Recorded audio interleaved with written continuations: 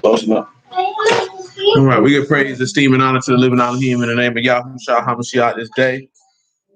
Pick us up in John chapter 5, verse 39. Search the scriptures, for in them you think you have eternal life, and there they which testified me, and you would not come to me that you might have life.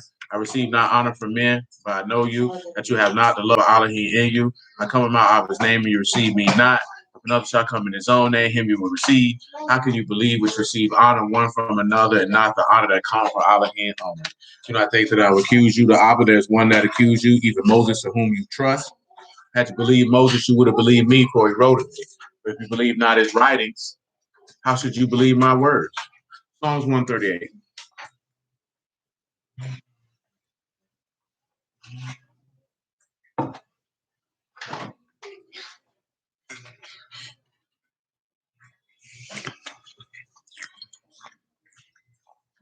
See this here? No sugar again now. Yeah. Okay.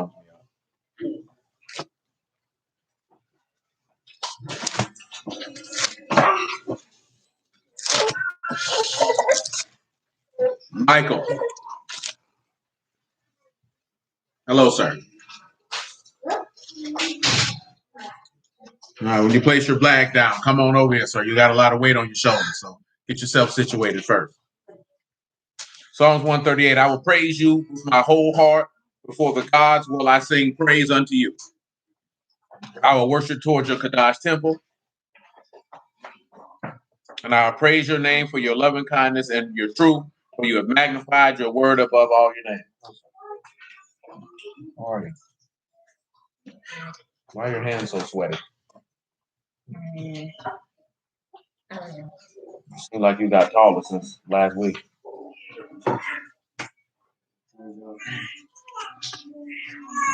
Let's look here at verse 2 for a moment. Matter of fact, let's look at verse 1.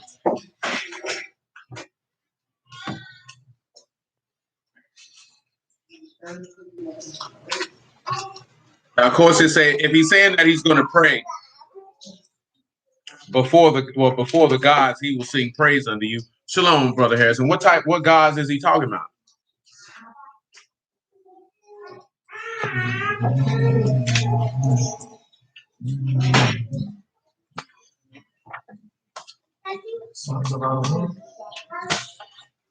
Not in that instance.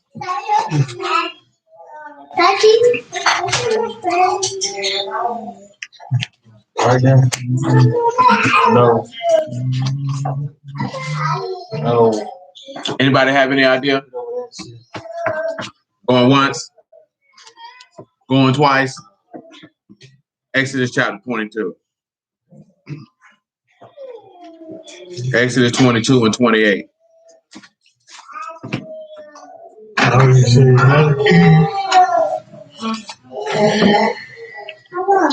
Say, you shall not revile the gods, nor curse the ruler of your people. Who knows what this means?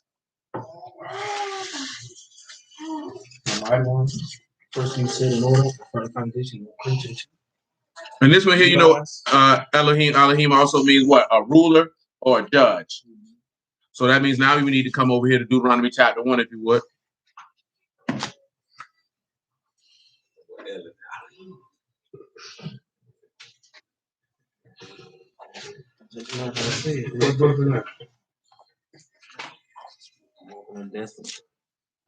Who walking on the dusty trail?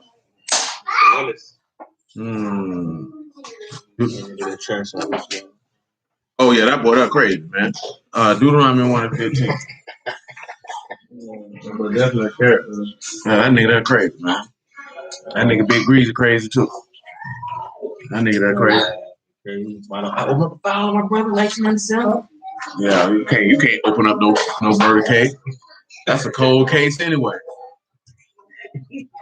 But he just found out a harsh truth that goes along with that street life. That it's always somebody you know, and the people that you think don't know, they be knowing. And walk around, niggas act like they ain't washed juice if they ain't seen it in real life.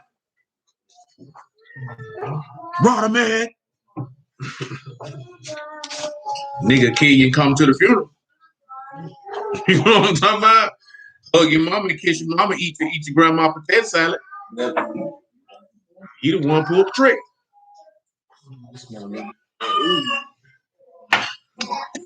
Ooh, them. What smell like Baccarat Rule 540. I had to get to see what that smelled like. Baccarat Rule 540, $450.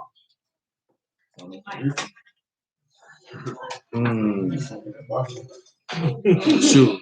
This company got something, I might get it, boy. They got one called Hindu Kush. No, that's the actual name of it, Hindu Kush. You know what's in it? Cannabis. Cannabis, no. Deuteronomy 1:15. Yeah, they got one called Blessed. Several colognes out here got cannabis notes in them.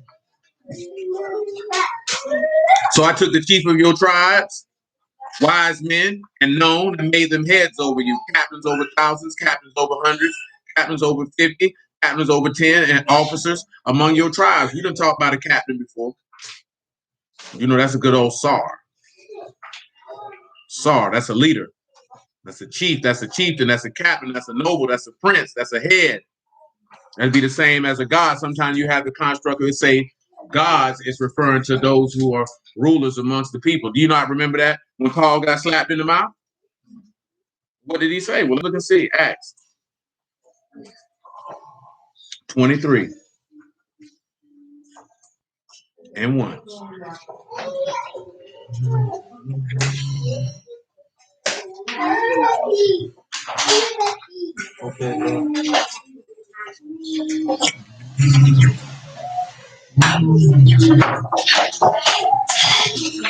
And Paul earnestly beheld the council, said, men and brethren, I have lived all good conscience before Elohim unto this day.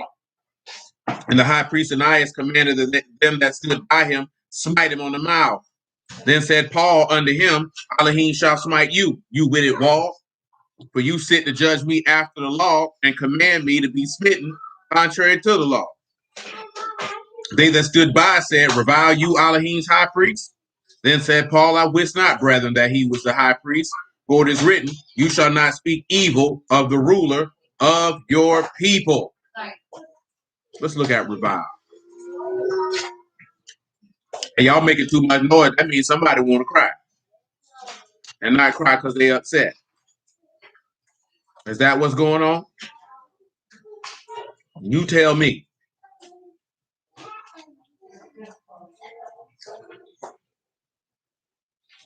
Of course, when you look at revile, that's to be make lightly esteemed or to dishonor or to disrespect. So this is why you see that in Timothy. You can come on around here in 1 Timothy chapter 5.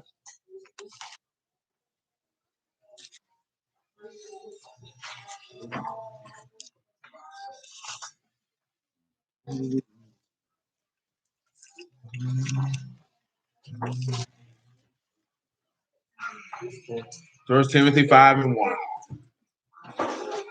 It says, what? Rebuke not an elder, but entreat him as a father, and the younger men as brethren. That's why Paul wrote this, because this is what ties into. See, this is where individuals get the game twisted at. Irregardless of how you may feel about that individual, whether his doctrine is right or wrong, if he's in a position of authority over the people, the law say you're not supposed to dishonor them. You know what I'm saying? That's not what you're supposed to do. See, a lot of rules feel like you can say whatever you want about whoever you want, wherever you want, and you're going to go to hell. And you're not going to go to hell because you feel like, well, I was checking them. You don't go to hell because you don't have no order or doing what the man told you to do. See, this is an instance of it. I'm just pointing this out for one reason.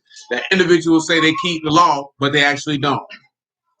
Because the reason why I'm using this example, when Paul went off on the dude when he know he was the high priest, he felt he was justified. The minute somebody told him, oh, that's what you going to do? What did he say? Oh, I ain't know that, bro. And then he quoted the text. Oh, if I wouldn't known that off top, I wouldn't even done that. And this man just slapped this man dead in the mouth. These dudes be ready to go off on a dude because they don't like his doctrine. Right or wrong. Let me read this verse 4 again in Acts 23. And they that stood by said, reveal you Elohim's high priest. Then Paul said, I wish not, brethren, that he was the high priest, for it is written, you shall not speak evil of the ruler of your people. So he letting them know, oh, nah, bro, I don't live my life like y'all live. See, y'all pick and choose when you want to follow it. We're looking at this individual in Psalms, and he's stating that he gives praise in front of the rulers. Now, we have to ask ourselves, in heaven, who would be the rulers? Well, let's look and see. Jeremiah 30 take.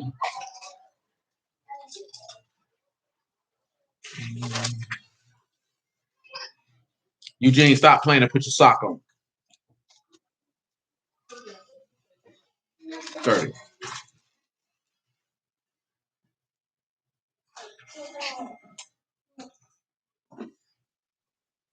And 18.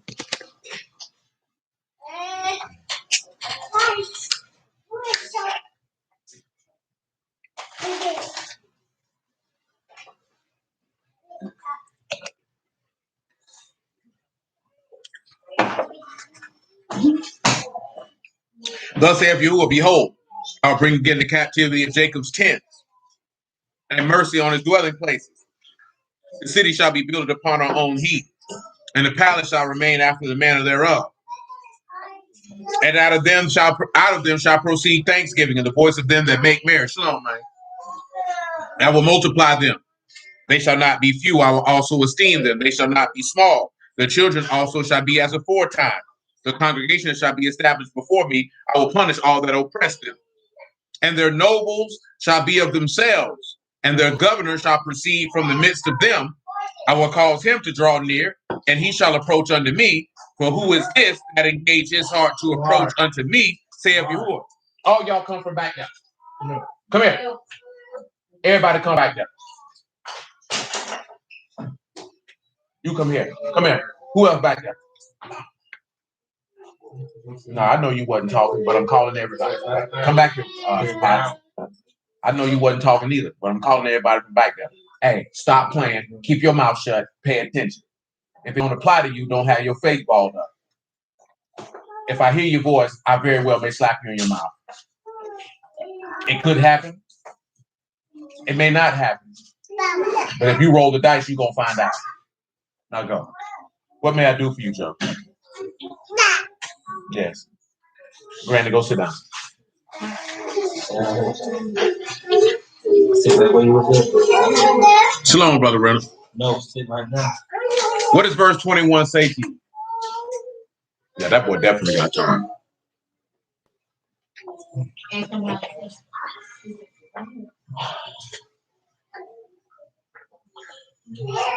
Michael, are you able to follow along?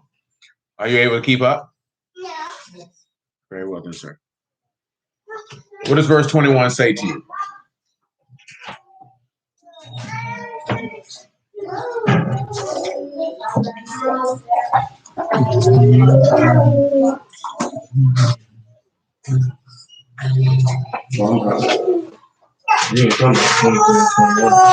No, we're in Jeremiah 30 and 20.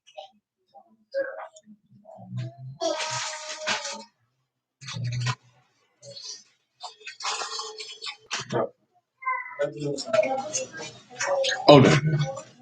Pay attention. Now I have to look out the words. He said, the nobles will be of themselves. The governor will proceed from the midst of them. I will cause him to draw near. He shall approach unto me.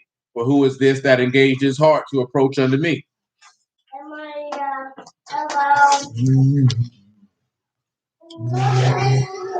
Come here, Eugene. You must want to get slapped in your mouth. I'm not playing with you, boy. Hey, I'm not playing with you, boy. I'm not playing with you. You figuring that out now, aren't you? Yeah, you figured it out. I'm not playing with you. This ain't no game. Go sit down and be quiet. Joy, sit down properly.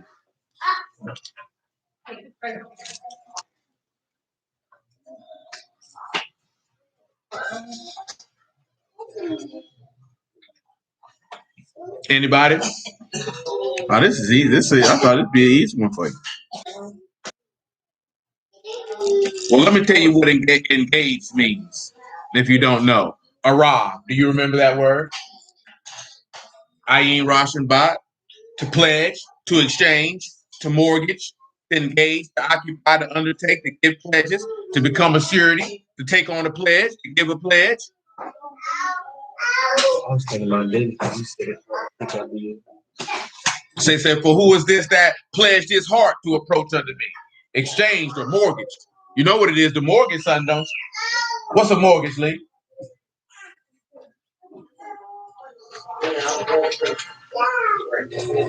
Well, what, as far as you know, Lee? I can see why you would say that, but that's not specific. You definitely right. Do anybody know what a mortgage is? By definition, what is a mortgage? No, a mortgage is something that you have to give something in exchange for something. That's collateral. There's a debt. What?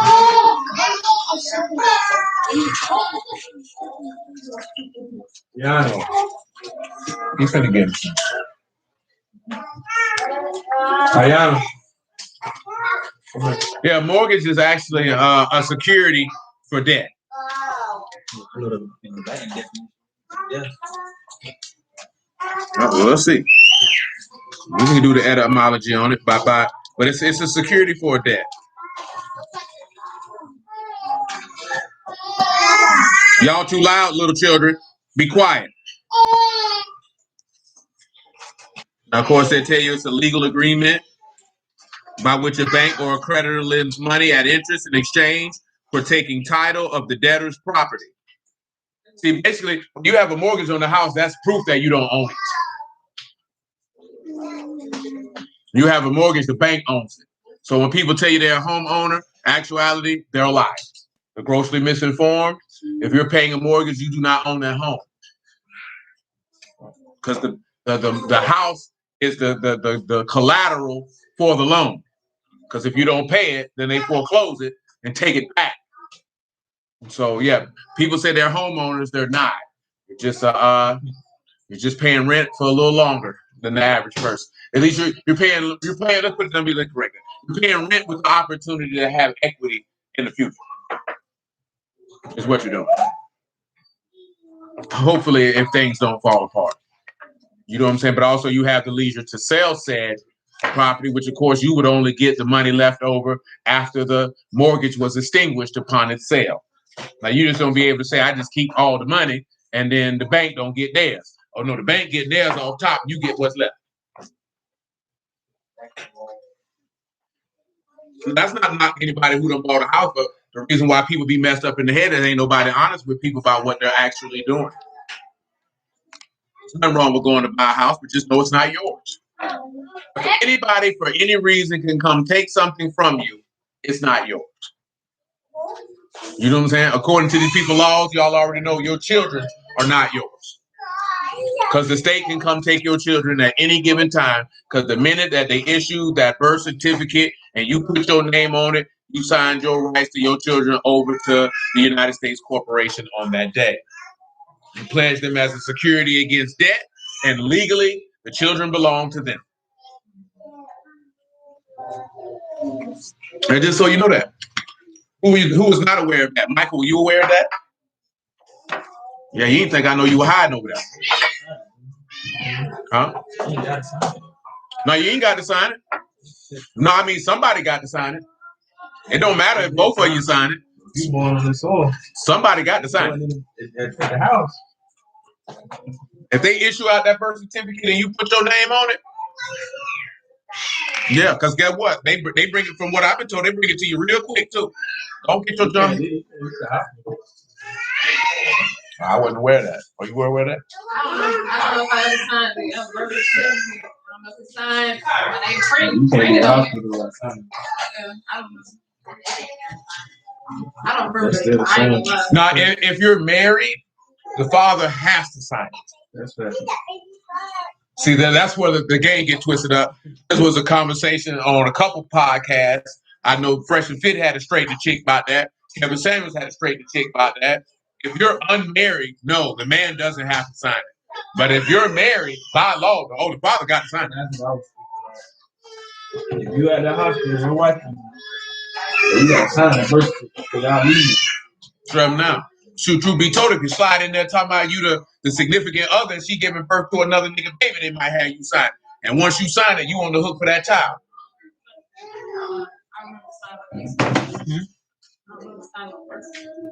They need you to sign that, and they need you to sign them rights over. Oh yeah, all the women signed. That baby came out with bad. You signed it. Hey, that's another reason why the woman has, because they know you know it's your baby. Right. You pushed it out. Now, what you were doing with your badge and who you let in it is key. That's a whole other question. That's for you to figure. You know what I'm talking about? That's why women always got to sign it. Yeah, because the state know for certain that's your baby. You know what I'm saying? The man come in there, he like this. I don't know. But no, all those sides though. Then if they don't get you with that, they get you when they send you that Social Security card and you sign it. Because both of them, if you recall, are on bank paper. They're on stock paper. If your child get one, you got to sign it.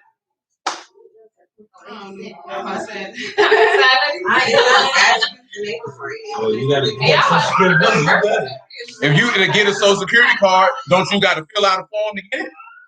Yeah, you got to have birth certificate. Yeah, they just ain't sending that out. Oh, when you say sign. Oh, you talking about the actual card? Oh yeah, nobody signed the card. Yeah, no, you signed the paperwork.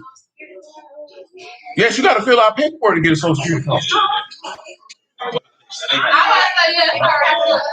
You might not have to fill out no paperwork. But to get an initial, there has to be an application for it to give you a number.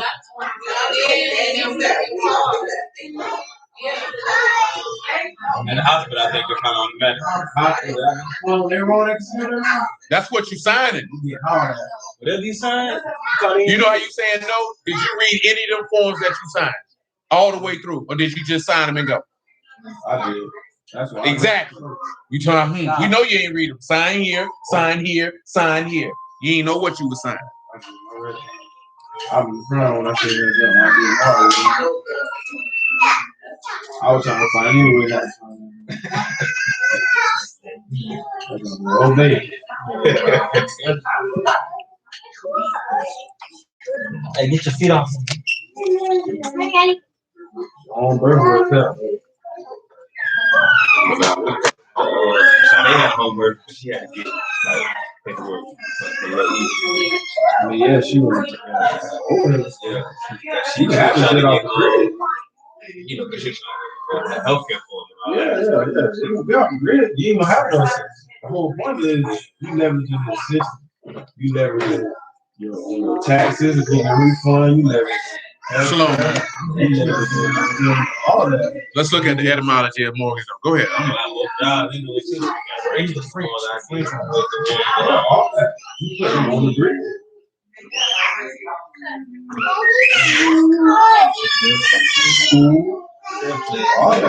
That's what it means, a dead pledge. And French mortgage means dead pledge. That means that's a pledge to the death. That's a heck of a word to use for mortgage. You 30 and more, you pledge to the death. So now does that help you out? We'll look at it. Let's look at the noble shoppers eat for themselves. Matthew chapter 10. Either that's the ginger, it's hot in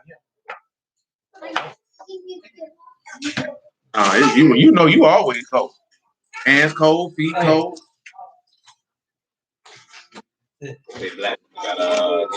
Yeah, I would ask you, but don't talk about it. They got a long iron.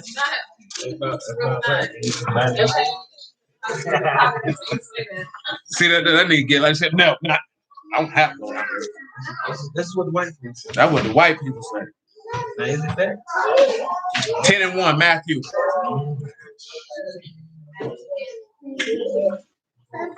Hey, stop playing over there. Yeah, he did push it.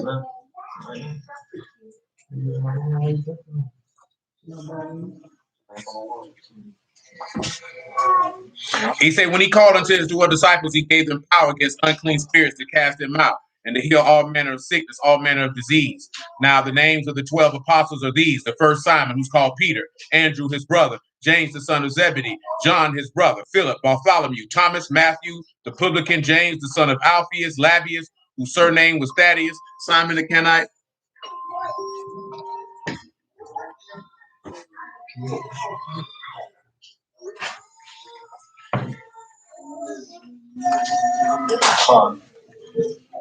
got a charger I can get, bro? Charger I can buy? And Judas Iscariot, who betrayed him. Now pause and let's think upon these for a moment.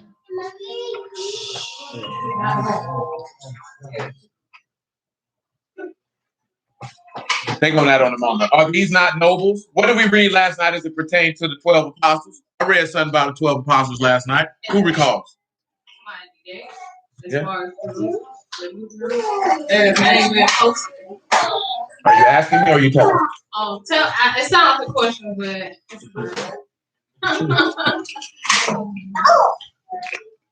yes, that is correct. Let's take a look at that. Matter of fact, before we do that, Matthew 19. Hey, be quiet. Quiet. See, y'all rules. If you're talking, it don't pertain to you. If you is, it pertains to you when you talking. So am I talking to you?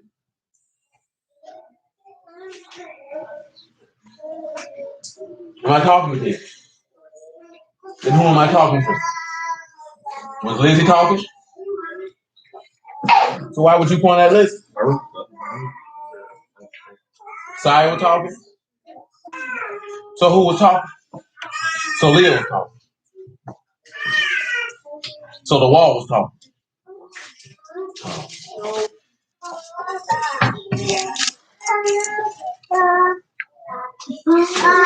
Matthew 19 and 27.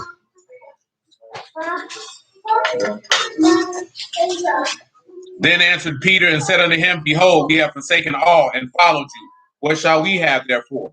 Yahuah said unto them, Truly I say unto you, that you which have followed me in the regeneration, when the Son of Man shall sit in the throne of his esteem, you shall also sit upon 12 thrones, judging the 12 tribes of Yasharal.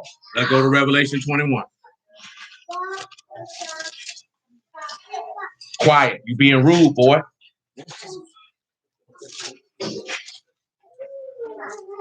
Stop. Why you think somebody always playing with you, boy? You're going to have a hard adult life thinking everything a joke in the game. Well, let me show you how much of a game it ain't. Come here. Come here. Come on. Come on. I'm not playing with you. I said, come here, boy.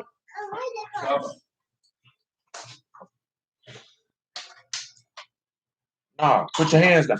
Ain't nobody playing with you. Go over there with that.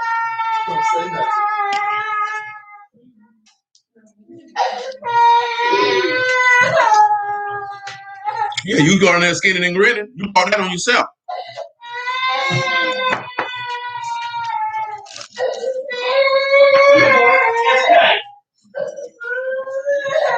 (21 and 14). The wall of the city had 12 foundations. In them the name of the 12 apostles of the Lamb. Why are the 12 foundations important?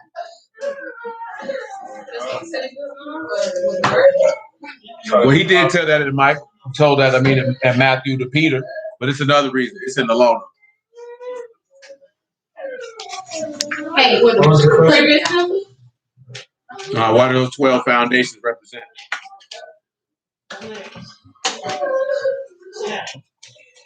The tribes? Sit down.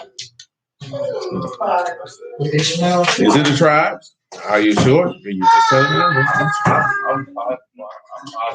I'm read.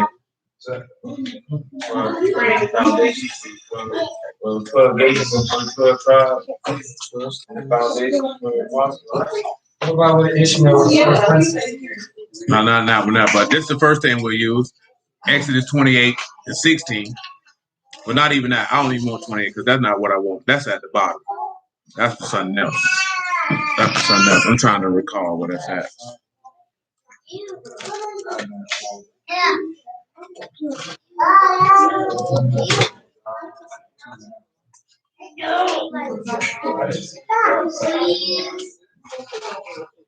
Yeah, Exodus chapter 24.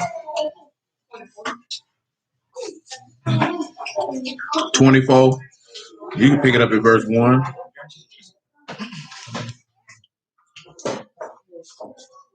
And what we about to read in Exodus 24, if I'm not mistaken, they are still there till this day. Exodus 24 and 1. It came, said unto Moses, come up unto Yahuah, you, Aaron, Nadab, Abihu, and the 70 elders of Yasharal, and worship you afar off. Moses alone shall come near Yahuah, but they shall not come near, neither shall the people go up with him. Moses came and told the people all the words of Yahuah and all the judgments. All the people answered with one voice, all the words which Yahuah has said we will do. Moses wrote all the words of Yahuah, rose up early in the morning, built an altar under the hill and 12 pillars, according to the 12 tribes of Yasharal. Now, what is a pillar?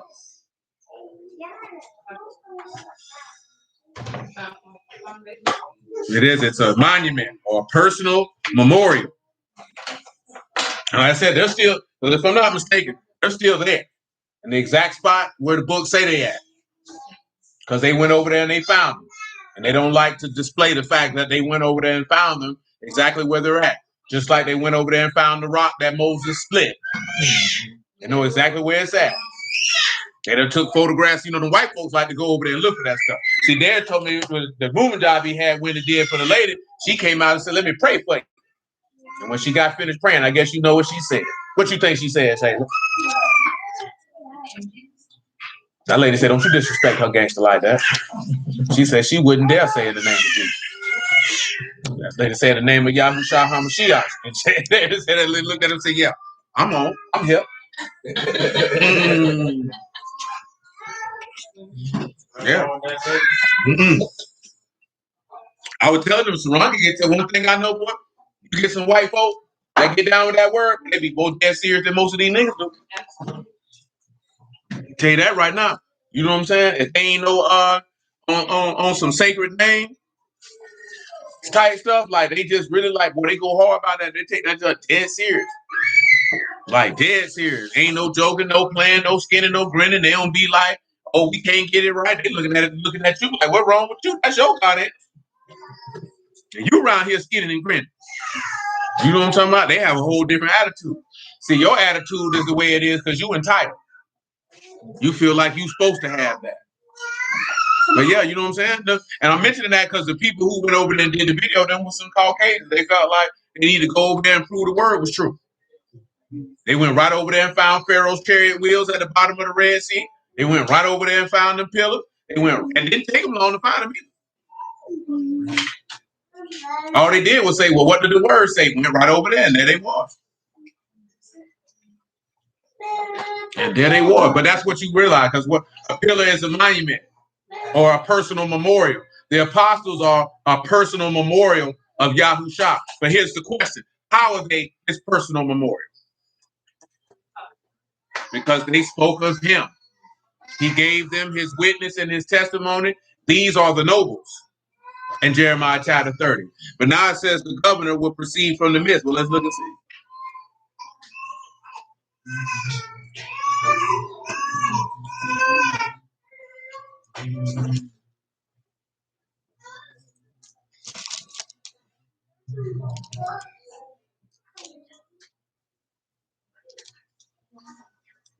Of course, you know, you have governors, Mashal. This is somebody who has rule or dominion.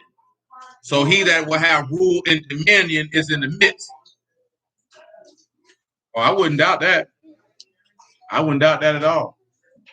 One thing for me, I remember when we first seen it, I told my homeboy at the time, I'm like, I ain't got to see none of that stuff, because if that man say that Yahushua moonwalk on the moon, I'm gonna believe him just because he said that's what he did. I don't need to see no evidence. You know what I'm saying? But of course, you know, Yahuah lead evidence. Oh, Buffin, you cold too? Oh, so you got low iron too. Oh, she slipped.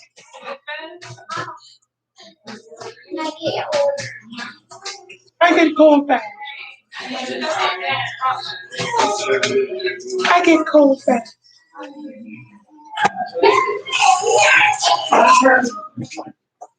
This is delicious. I can't remember any of your catchphrases. Do you have others?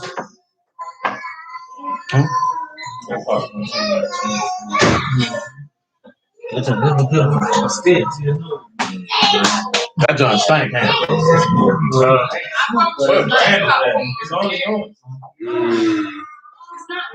That John smelled like mildew the whole time.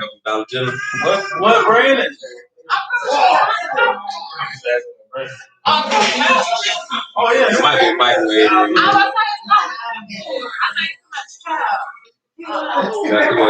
You reaching that? Reaching, that smell like mildew.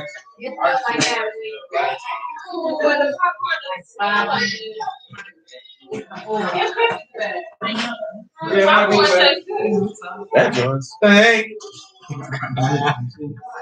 She said somebody.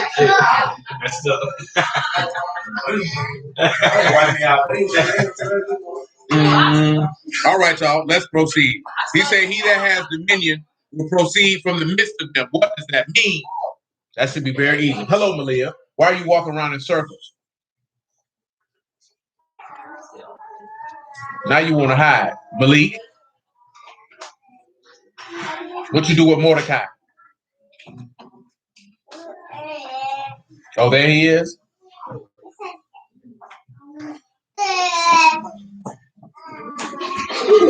Okay.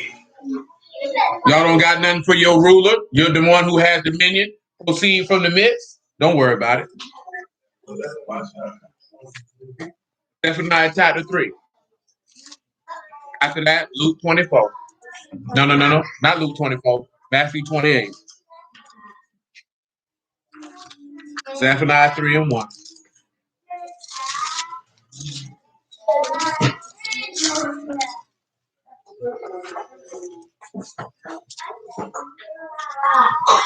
Woe unto her that is filthy and polluted, to the oppressing city.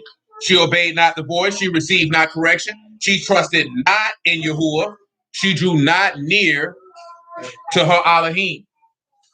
Her princes within her are roaring lions. Her judges are eating wolves. They gnaw not the bones to the marrow. Her prophets are light and treacherous persons. Her priests have polluted the sanctuary. They've done violence to the law. The just Yahuah is where? In the midst thereof. He will not do iniquity. Every morning do he bring his judgment to light. He fail not, but the unjust no shame. Let me look at that Isaiah 9 and 6 for you, Brother Brandon. Hold on. Let's see if that rolls with it. Hey, little children, y'all need to get somewhere and sit it down. Get somewhere and sit it down.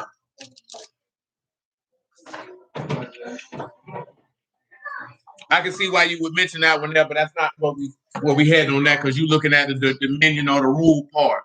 But we're looking at the ruler signifies that let you know that that's Yahushua. He shall descend from in the midst. You see that it say Joshua who is in the midst. Matthew 28.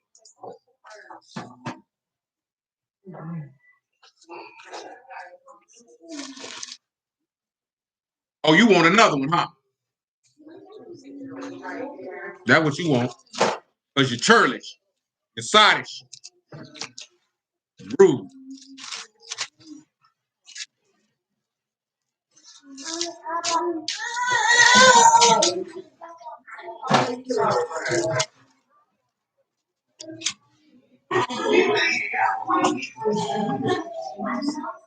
Hey, 28 and 7. They do that junk because y'all women sitting over there running your mouth about nothing. That's what a little girl be doing.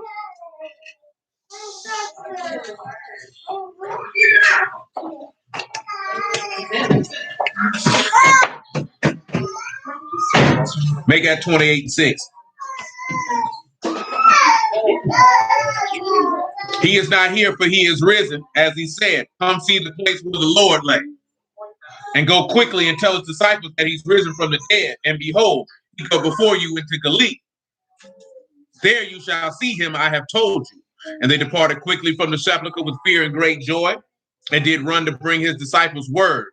And as they went to tell his disciples, behold, Yahushua met them, saying, all hail. And they came and held him by the feet and worshipped him. Then said Yahushua unto them, be not afraid. Go tell my brethren that they shall go into Galilee, and there they shall see me. Let me ask you this here. Y'all know what this situation is, where he said he come to them and say all hell and they worship him. What instance was that? And where was Joseph in the midst of that? Right in the middle of them. And what did he ended up being? The ruler. The ruler proceed from the midst. And they say, who was he who engaged his heart, which means to be a mortgage and a pledge. Now, Joseph did not knowingly know that he was going to be a mortgage and a pledge, but you know Yahushua knew because he told you that he would make his life a ransom for who? So when we come back to Jeremiah 30, it's the man who engaged his heart to offer himself that will approach unto him. And of course, that's Nagash. In order for approach, that's Noon, Gamal, and Sham. So you see that what? The messenger was consumed to bring forth life. That's what he was willing to approach unto Yahuah for. But this is why. Hebrews 12. Bird, be quiet. You being rude.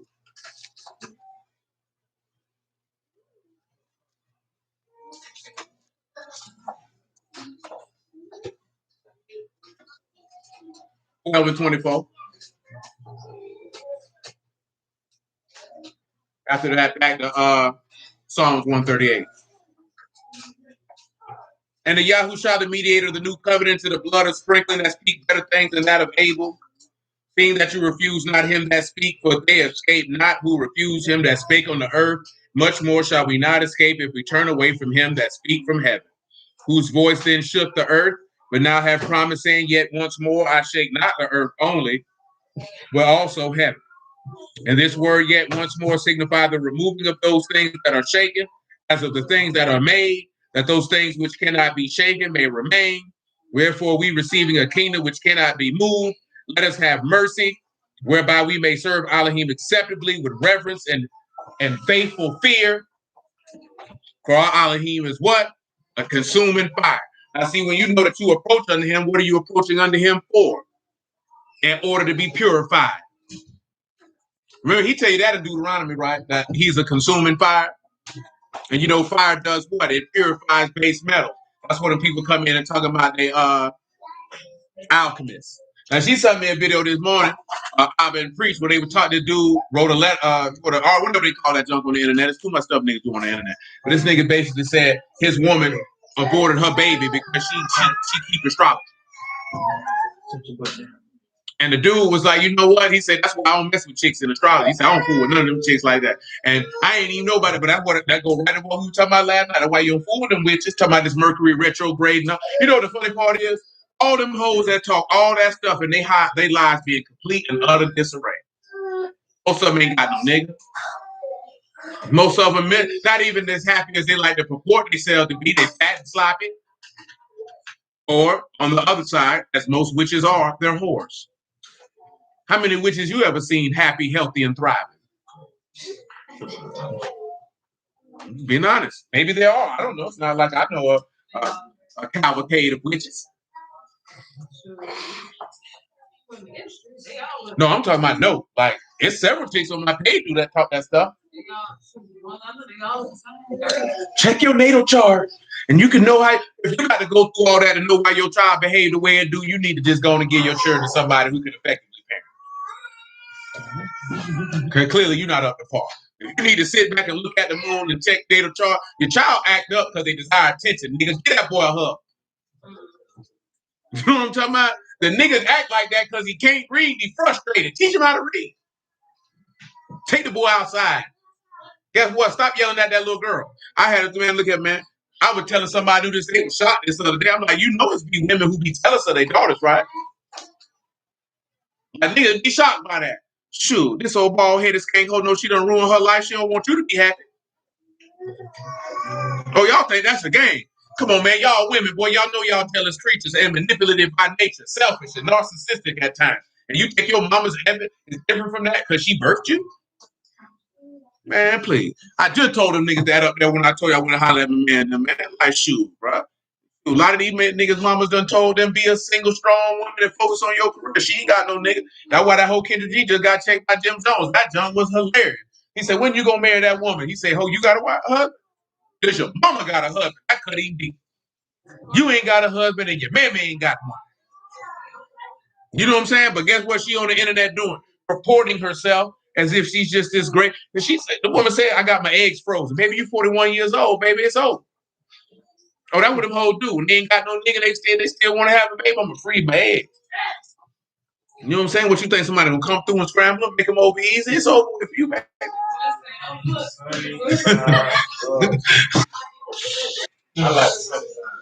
I like the sunny side, extra soft, light on the pepper. Yeah. At the end of the day, and I'm not saying that to the spirit, I'm just saying, telling you that the people that you see purport these things, are these people even happy? Are their relationships even function? Are they at a healthy weight? Because a lot of them will be fat. And you notice a lot of the chicks that be over, they don't even be pretty. Not all of them now. Because the ones who be pretty tend to be hoes. So this is a lose-lose.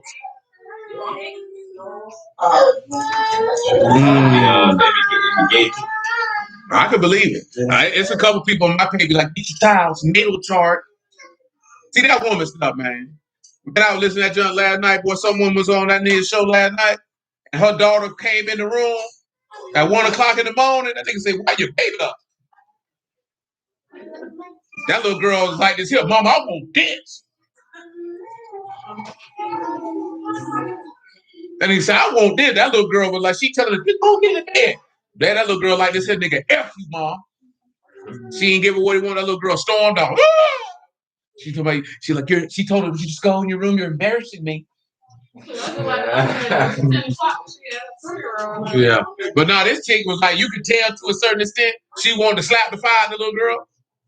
I don't think she wanted to slap the fire out of the little girl because she was woke. I think she wanted to slap the fire out of the little girl because you embarrassing me in public.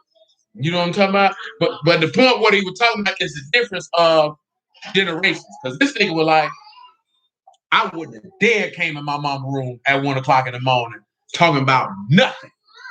But that nigga come from a different time. You know what I'm saying? See, now they turn, feel like they could do that. Because the difference is, y'all just gonna look at him. And our time, Mom Dukes would have said, come here. And slap you dead in your face for having the sagacity for walking in their room unannounced at any time. Yeah, she learned the hard way. But you looking crazy for. You got popped one time too many for walking in that room unannounced, didn't you? You knock on that door now, don't you? Yeah, I know you do.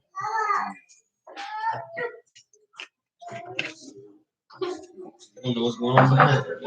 It don't matter. I could have been laying in the bed, fully clothed with a fan on. Don't you walk your husky behind in my room, you disrespectful bastard, you. As if you feel like you got right to roam in my home as you please. No, you don't got right to roam. But see, there's a difference is different generation of people don't do their kids like that, so them kids feel like that. Absolutely. Yeah, all type of stuff because they feel like they can. That's why I ain't never been on that there. I wouldn't care how old my child is. When you climb your funky behind in here and get in my bed, you got a bed. You better go get in it.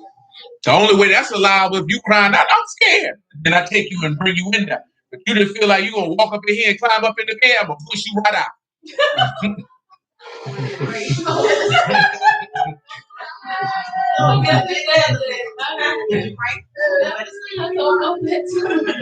I promise you come climb in my bed, I'm going to push you right out of it.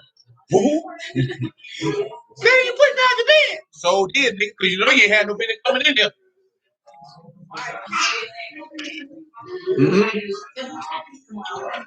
I got to cut that shit, especially a boy. When you man up, boy, I might come and lay with you in your bed if you that scared, but you ain't coming here. Only me and your mama lay in this bed, boy. Daughter, absolutely not. Maybe you might want to go in the bed and lay with her because she can't come in here. I might want to sleep naked tonight. This ain't gonna work. Now I got to be uncomfortable in my bed. No, I won't. No, I won't. Now I got to be jumping up because you done ran in here, me and your mama in here butt naked. Now look at this here. Now you soft. Now you done seen something you ain't want to see. Look at it. Now you wondering what was that? Sure, you shouldn't have brought your black. I shouldn't have to lock no door, nigga. You come in here. You gonna see stuff you ain't want to see.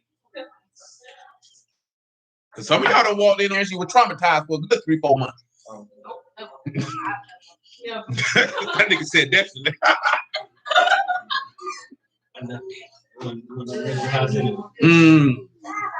Yeah, some of you know walk there. What y'all doing? Look at my. I call my mama all the time.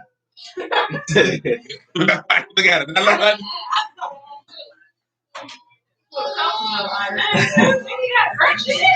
Yeah, she said, I'm getting dressed. You interrupted me. Leave me alone. Round back to Psalms 138.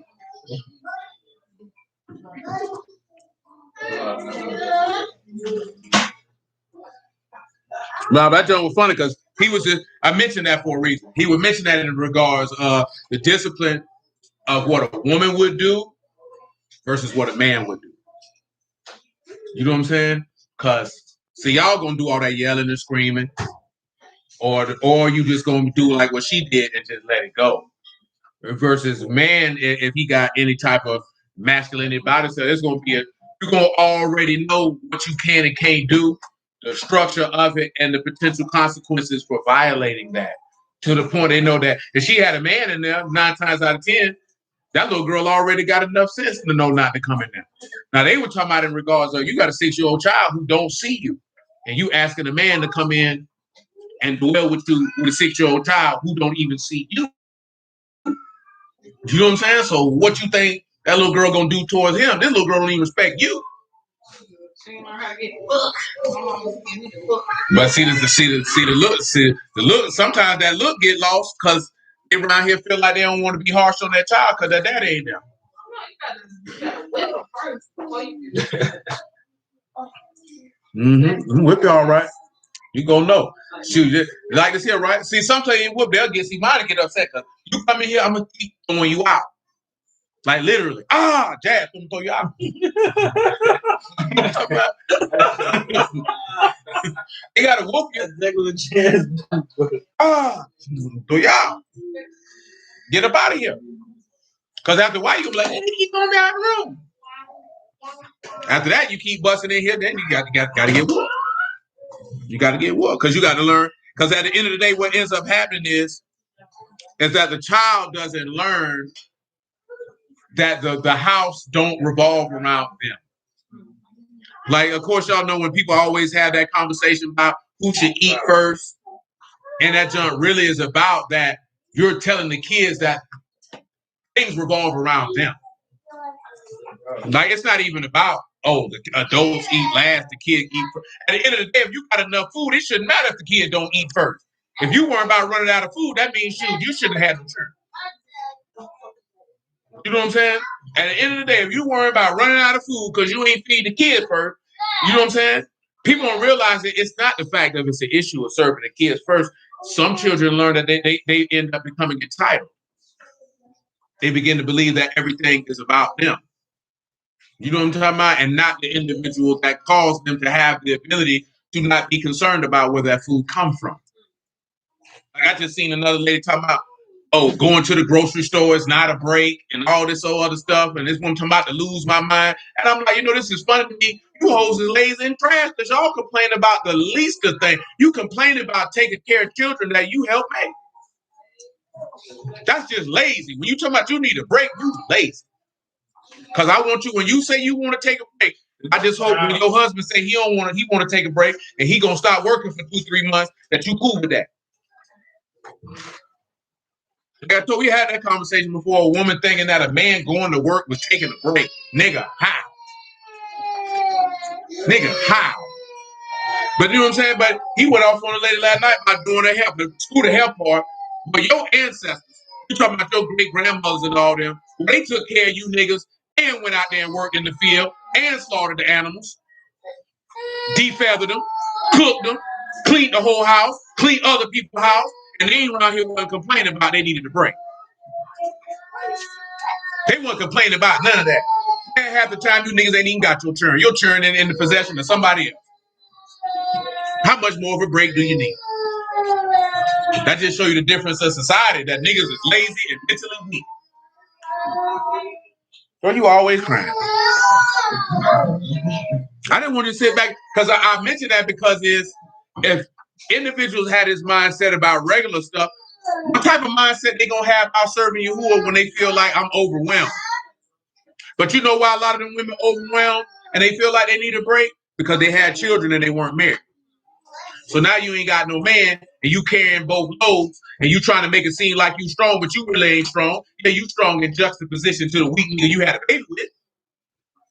You know what I'm saying? But outside of that, oh no. That's where that stuff really come from. You nigga got to do the house duties and pay the bills. But guess what? That's what you ask for. You say you a strong, independent woman, don't need no man. What did he tell you? Hot girl summer and all this here. Come here, little muffin. Yeah. Come here, little muffin. You can be gone for now. I shall call you. Hey, little muffin. Psalms 138 and 1 again. You see yourself? Huh? Hmm? Hmm? Hmm? Hmm.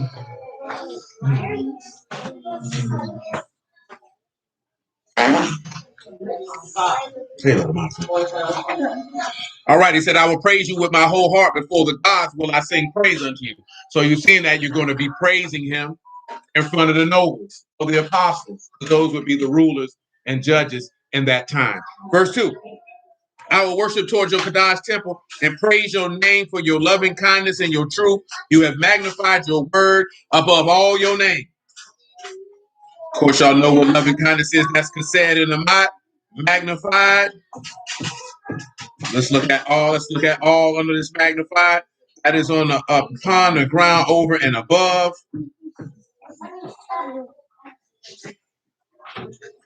What do you think this means when he say he had magnified his name above your word? Now, word here is imra, if you remember. That's the word of Elohim, speech, word, utterance, or Torah.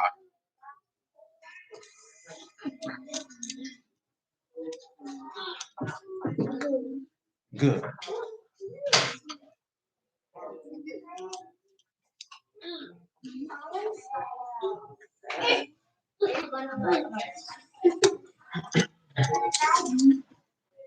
Well, muffin. Let's go. No.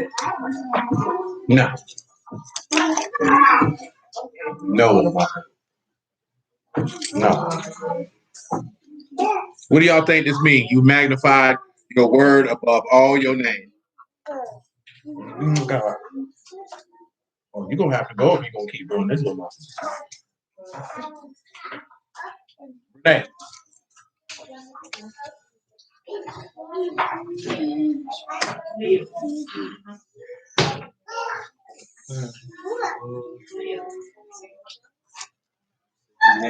Word of life.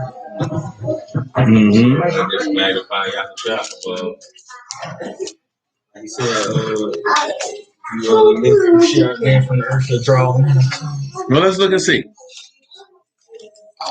Let's go to John chapter 3 first and foremost. Y'all already know that he is the what? The word made flesh. Look at you. You back there chewing? Is that healthy? Is it going to give you gas? The baby going to be farting everywhere? You might want to drink more plants. That's what the Bible says. Drink more plants. You were laughing at last night. Right. It's from my heart. It is, though. That's why I drink it. Yeah, she tried to come at me talking about all that sugar you got. Ain't no sugar over here.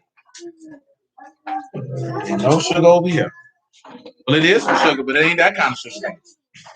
You ain't like that. Booger sugar. This one here, this love, baby. This all natural. Squeeze lemons and mint, baby. Little apple. You know, see, fruit sugar don't do you no bad. That's lies from the machine. Yeah, like I said, all the carbs, those shit, keto. This cold press. No, like all those aside though, some people in the fitness world tell you don't eat fruits because of sugar. That's pure folly. You know what I'm saying? Yeah, that's pure folly. They telling you not to eat the 1A the best things on the earth for you to eat, which is fruit and vegetables. Nigga, the sugar and fruit ain't gonna do nothing to you. I don't care how much fruit you eat, but you ain't gonna have no adverse reaction or no sugar that comes from no fruit. At that point, you saying Yahuah is faulty, unless that junk some doggone GMO junk. Shoot, you can't get too much sugar for no fruit. That's good stuff.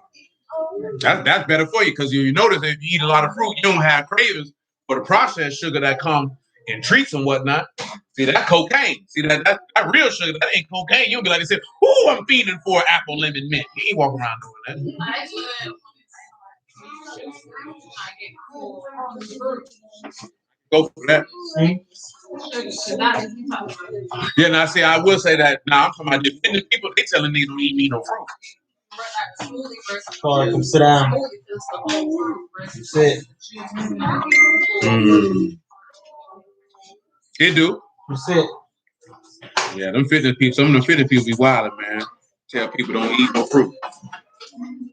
That's why this nigga skin bad now.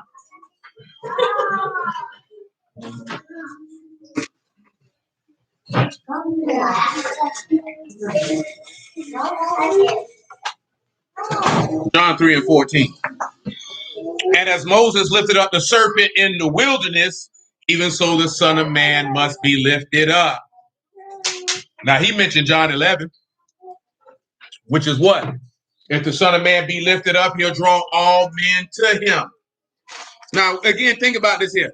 He say he worshiped towards his temple and he praises his name for his mercy and truth. And that's what that loving kindness is, God said. So we know that what? The law came by Moses.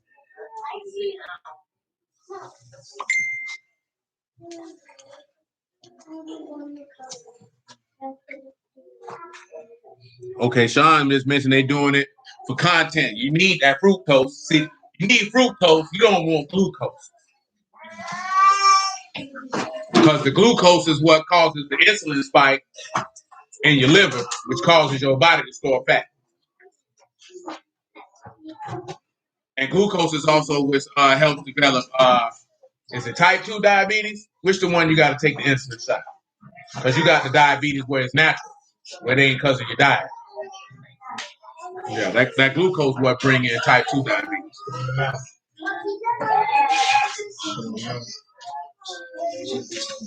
Diabetes. You got diabetes, boy? Diabetes. Well, appreciate you, sir. Yeah, he said it type 2. Diabetes. When you look at it, he made great his word above his name. Why is that the case? There's something that came in my mind for that right now.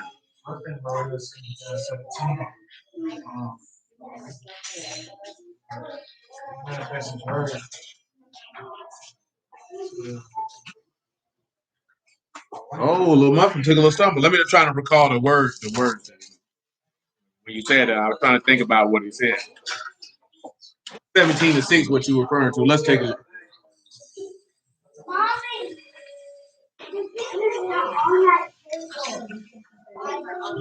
Hey, get that off that table. Get her off of that. So when she fall, your mama gonna whoop you. Then you're gonna be looking sad. When you be like who they say something, who they say I am, like No, he didn't. Now, of course, let's put it this way. Matter of fact, now that you say that, even something else come to mind, even more so.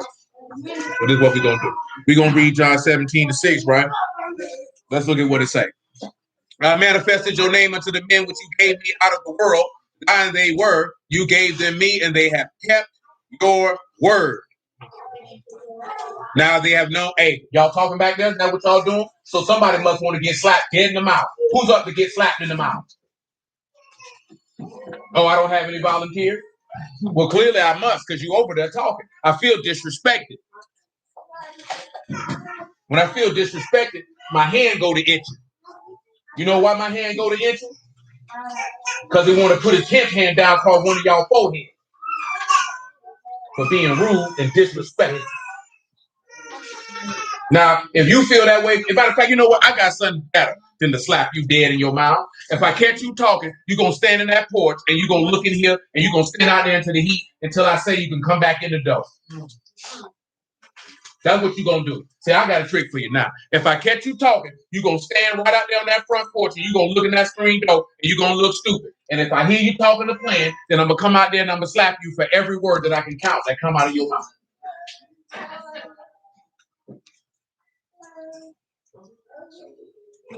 Because I'm tired of talking. Am I understood? Would you like to try me? Yeah, one of you going to try me. One of you going to try me. He said, for which I've given unto them the words which you gave me. They have received them and have known surely that I come out from you. They have believed that you did send me. Indeed, Gadol is to magnify, to make great. So he made great his what? His word above his name. Now, let's take a look at something. First and foremost. And I appreciate you, Brother Reynolds. Brother Reynolds got the Gadol up there for me. I was eventually going to get around there for me. He helped me out quickly. That's to make powerful, to praise, to magnify, to do great things, to make great. Y'all know what it said about him in Luke, right? He'll be called great. But let's take a look at something in John chapter 8. What, you back there eating hamburgers? That good for you? You need that? That's that bison turkey. I thought you were back there eating Flanders. He's burger home at a good trip. Wow.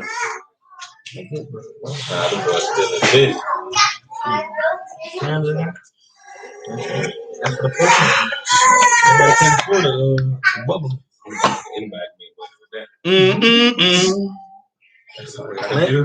John 8 and 52.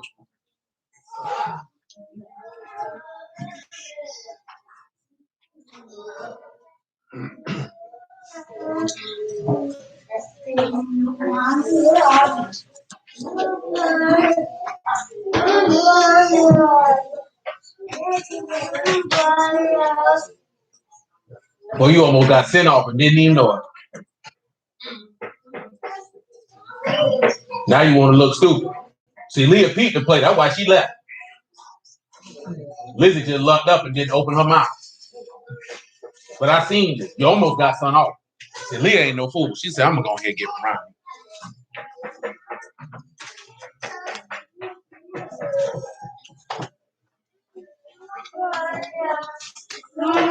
8 and 52. Be quiet, son.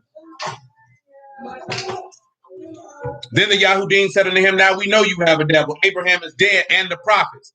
And you say, if a man keep my saying, he shall never taste death. Are you greater than our father Abraham, which is dead, and the prophets are dead? Who make you yourself? See, pause, right? Y'all know he talked about this here, right? In another place. He said the prophets are dead. Who do you make yourself? Come over here to Zechariah chapter 1. Is it Zechariah?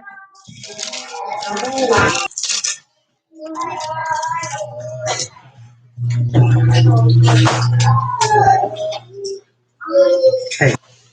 We'll put this in the trash. Boy, King, boy, you worry about the wrong thing because you're not paying attention. Sit down. Tell me, man, sit down somewhere. In the 8th month in the 2nd year of Darius came the word of Yahuah unto Zechariah, the son of Barakah, the son of Edo, the prophet. Yahuah have been sore displeased with your fathers. Therefore say unto them, thus saith Yahuah of hosts, turn you unto me, saith Yahuah of hosts, and I will turn unto you, saith Yahuah of hosts. Be not as your fathers, unto whom the former prophets have cried, saying, thus saith Yahuah of hosts, turn you now from your evil ways and from your evil doings. But they did not hear, nor hearken unto me, saith Yahuah. Your fathers, where are they? And the prophets, do they live forever? See, that's why they make that statement. Who you is? The prophet's dead. But this Yahuah telling them, who are they? He said, but my words and my statutes, which I commanded my servants, the prophets, did they not take hold of your fathers? And they returned and said, like as Yahuah of hosts had thought to do unto us according to our ways and according to our doings, so he have dealt with us. See, and that's another aspect. You can come back to John chapter 8, which has departed from this world. And that is individuals knowing that you are going to get what you have earned based off what you have done. See, this is an example. I would tell her this last night, and I done told y'all this before. That statement of correcting to protect in public and correct in private. See, that's whole nigga talk. Why is that whole nigga talk? Because that's an individual who has offended, who is trying to dictate how they should be chastised according to their offense. Now, see, the reason why I say that is I ain't even say, oh, that's carnal people talk. I got you. That's carnal people talk. Because guess what? How does Yahuah correct? In public. He don't do all that protect in private and correct in private and protect in public. Not when your offense, rebellion, and disobedience was in the open. Remember, David did what he did in private. How did Yahuah straighten him? In public. Everybody knew what he did. The reason why, because nobody doesn't want to be ashamed anymore. Hey, boy. See, somebody I knew, they posted something. He was like, I don't know why y'all women proud of being single mothers. You should be shamed. They went off. But y'all know at a time period, a woman would have been shamed for that. There's no honor. See, the thing is that now we're looking to find honor in dishonorable conduct. And you don't want somebody to tell you your conduct is dishonorable. You want somebody to tell you how great you are. No, that you've dishonored yourself. You've dishonored your family. You've dishonored your Elohim. And you may have to take that check-in on that dishonor in public. Because the reason why people don't want to take it is because you don't want to be shamed. That's what. How did somebody even come up with a saying called slut shaming? By reason of being a slut, you're already ashamed. And you're trying to convince other people that there's nothing wrong with me being a slut. Or you're fat shaming. You shamed yourself. And you shamed yourself because you're trying to convince somebody. That's what they say for Lizzo. Don't nobody want that woman. But you know the funny part is, though? Lizzo big and say she wouldn't date a fat man. You know what I'm saying? You got women who broke but say they want a rich man. And it's not the issue is that you broke. It's the fact of, well, how you want a rich man and shoot, baby, that nigga working at McDonald's doing better than you. But then you look at him like he's less than nothing. That nigga get a paycheck every week, baby. What you getting? A wet behind and a dry pocket. That's what you got. You know what I'm talking about? That junk ain't right. It ain't right. It just ain't right. Oh, yeah, that's easy. We done talk about that many a day. Let's keep on rolling, right? John 8:54. Yahushua answered, if I honor myself, my honor is nothing. It is my Abba that honor me, whom you say that he is your Elohim. Yet you have not known him, but I know him. And if you should say, I know him not, then I shall be a liar like unto you. But I know him and keep his saying. Your Abba Abraham rejoiced to see my day, and he saw it and was glad. Then said the Yahudim unto him, you are not yet 50 years old, and you have seen Abraham? Yahushua said unto them, truly, truly, I say unto you, before Abraham was, I am. So what did he just tell him? But not only that, where does the name I am come from? Exodus 3. So for all intents and purposes, he just told them that he was who? That's what he told them. Let's see what it translates for the Greek. I think we talked about that before. The am, they got it a little separate. Oh, no, they don't. Same thing. They got that am is a may. That's to be, exist, to happen, and to be present. And you know that's the sad part. We done talked about that before. All these celebrities out here talking about that I am such and such. They mocking. That was the name of Nas' what? Third album. I am. And guess what he was on the album cover as? An Egyptian pharaoh. An Egyptian pharaoh. And then right after that, he named the next album Nostradamus, which was pure unadulterated trash. Pure. I was talking to my man Pooh about that. We was out there, man, because we were what Takeover were playing. He was like, "Who you think won?" I said, "Well, I remember that jump, boy." I said that nigga was trash around that time. Boy, I bought that Nostradamus. I remember that. It was at FSCJ Sour, boy, smoking good weed in the back. Done went and bought this tape, man. Nigga, I broke that tape in half. Nigga, that junk was trash. That junk ain't had but about 2 good songs on it. And one of them, he had to have Ronald Eyes on. That junk was trash, boy. I'm talking about hot garbage. I said, boy, this nigga better than this here, man. You done gave a nigga this doggone trash, man. 15 and 1. Come on, let's look at it. Yeah, boy, I was hot about that. You know, back then, nigga, we young, boy. You know, them $10, $12 on the tape, boy, that junk better not be trash. That junk was trash. Boy, I was 19 years old when that hot crack came out. I think that AM is not there, Brother Reynolds. Let's look and see.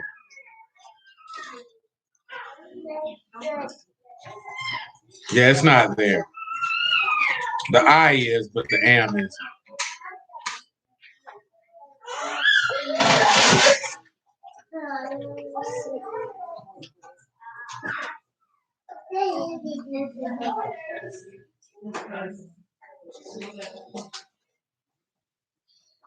Yeah, it's not there. It's a Noki or a Noke for I. So the AM is not there. Because that AM is in italics. That I am is not there.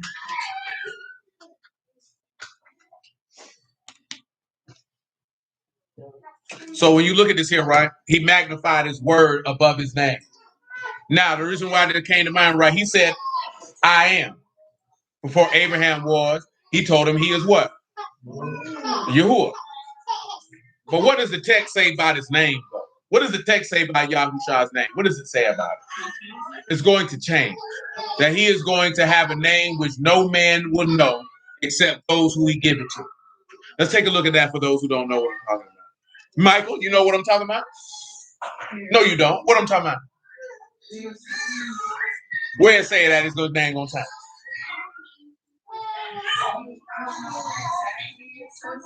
How you know his name gonna change? But did you know that? I'm talking about before just now. Okay, I'm just making sure. I got to test you. I have to test you. Make sure you remember the song lyrics.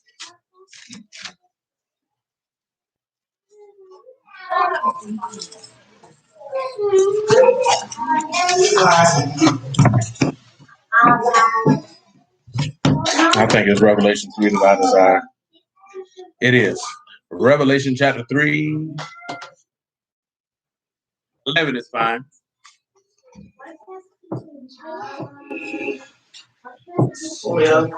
Behold, I come quickly. Hold that fast which you have, that no man take your crown. Him that overcome will I make a pillar in the temple of my Elohim.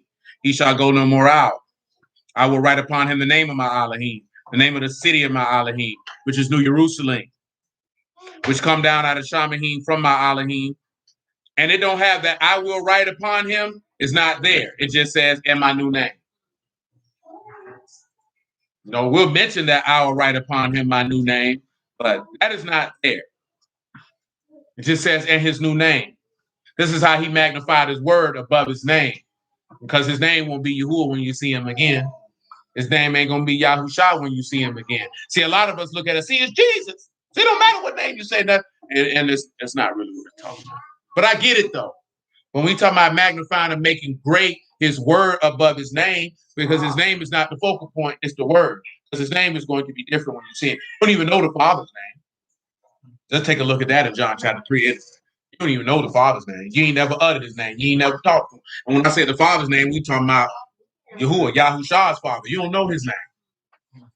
Because we didn't read that last night. Did it say his name or did it say Elohim will come down from him? Or how Paul wrote it to the Corinthians, that then he'll deliver the kingdom up to his father. You don't know his father's name.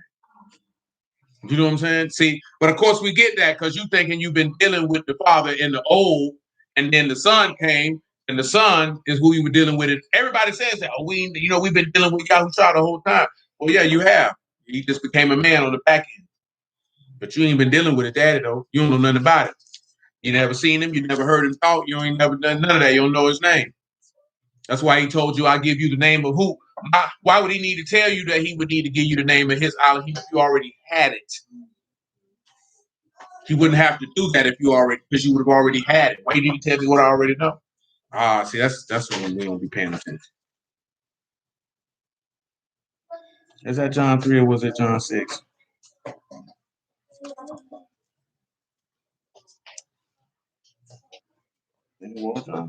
It's escaping me at the moment.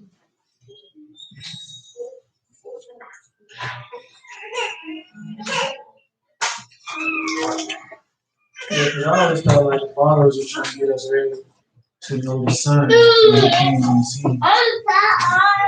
What it really went down is this. The king, i.e. his father, had a plan. He put together that plan. That's why it goes back to what we were talking about in Job 20 last night. I heard the discipline of my dishonor. And that caused my ruach of understanding to answer. Kings don't get off their throne. His son to do it. But the thing was, the son was the intermediary in what you would call the Old Testament or Genesis to Malachi. He was the intermediary. And then after that, he says, son, you're going to become a man. I'm going to offer you up to redeem the people whom you created and was God over the whole time. But the people just don't know that. You know what I'm saying? We thinking it's separate people, and you've been dealing with two Elohim. When really you've been dealing with the same person the whole time. You ain't never dealt with his father. You don't know nothing about his father. And that's hard for us to accept. And that's just mainly because of what we've been told. Yeah. I think the only time where I was... It's John 5 that I want. Go ahead. I was saying, I could be wrong, but the only time I guess the Father is I don't see was in Genesis when he said, let us make man and our image. And that's just a repeat. You know what I'm saying? Because all it is Yahushua Yahuah is giving the account to Moses. So he's telling Moses what happened. Because that's a situation where only Yahuah would know that. There's no other, because he's not getting it from a Malachim. You know what I'm saying? So that's the only way, because who else can bear witness to that? The Malachim can't even bear witness to that. Because they weren't there.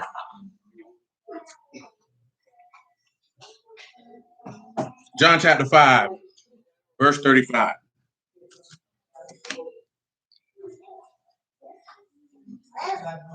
He was a burning and shining light, and you were willing for a season to rejoice in his light.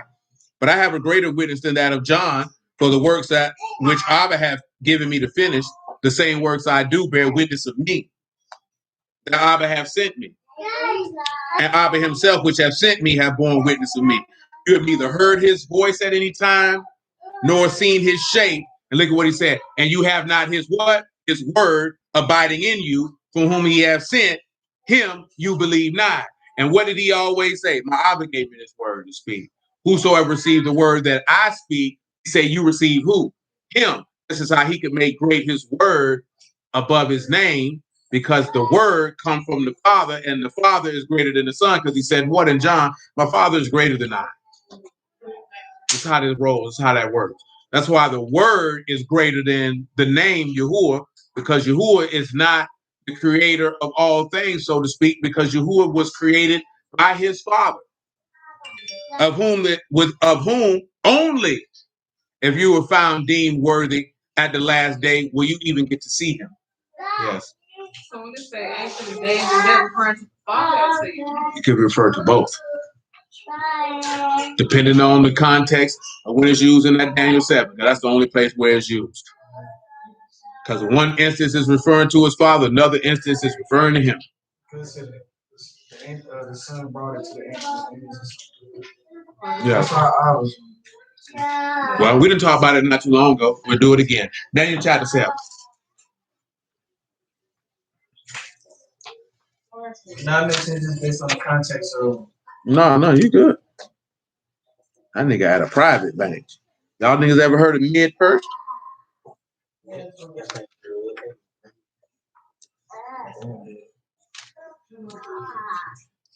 Daniel 7:9. Who over there talking? They must want to go outside. Is that Mordecai? Oh, that's Malik? Yes, Malik, you still doodling on yourself, boy? Okay, we can't send you outside. I mean, you too little to go out there.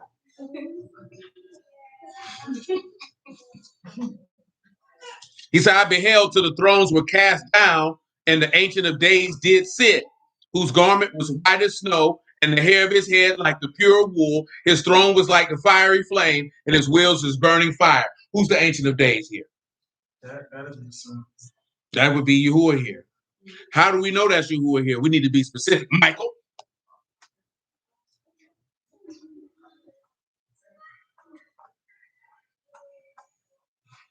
What you laughing for? You ain't laughing when you was in school? I know I'm right. You sat there and you said, yes, Mr. Whatever, because you was in Brooklyn. So ain't no telling what the white folks' name was. You had a teacher named Kowalski?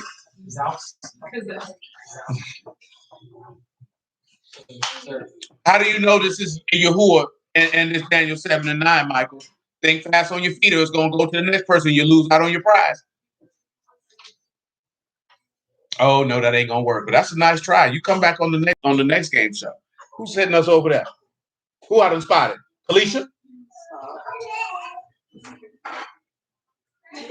She like, that's your favorite. Oh, that just not gonna work. That is not gonna work. That's not gonna work. I can't. Oh no. Y'all not paying attention to what's written. You just throwing stuff out there, baby. Honey, how's this Yahuah and Daniel 7 and 9? Hey, that sounds like a personal problem. Oh man, you missed out. You have to wait till the next time you can be a contestant on your answer was wrong. Oh, see, he ain't even on point. You wasn't listening. You was out the facilities. Go ahead, man. I heard you say Daniel 7 and 9. Y'all can answer too if you like. You thinking about chariots? I need you to be specific. There's a lot of chariots out here. And where it say about chariots in Revelation? I just don't know where exactly it is. So you be listening, but you don't be reading. Oh, you do be reading. So you from the South or you from New York?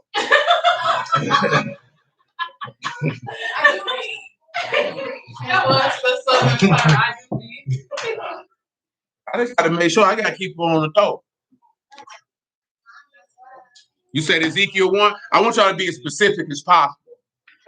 And that's for a reason, because you're going to need some specifics. Come on, Monte. Yeah, because they in the car. I can't see who back there. Dwight, Monte, and Will back there. Come on so I can see.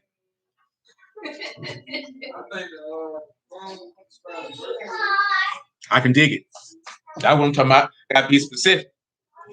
What Monte just mentioned was that throne. Now, Sean just mentioned the garments. See, one of the things, right? Let's come over here to Revelation 2. See, that's the first part, really. If anything should have stood out, it should have been the throne, and it should have been the hair of wool. It's for what I'm talking about, like pulling out specifics, so you can identify. I can't give you half of nothing. Revelation is broad. That's 22 chapters. I ain't hear none of that. She said that. What do I know? I know I ain't hear you, nigga.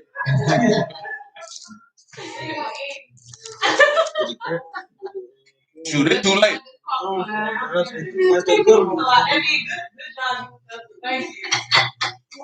Boo this woman.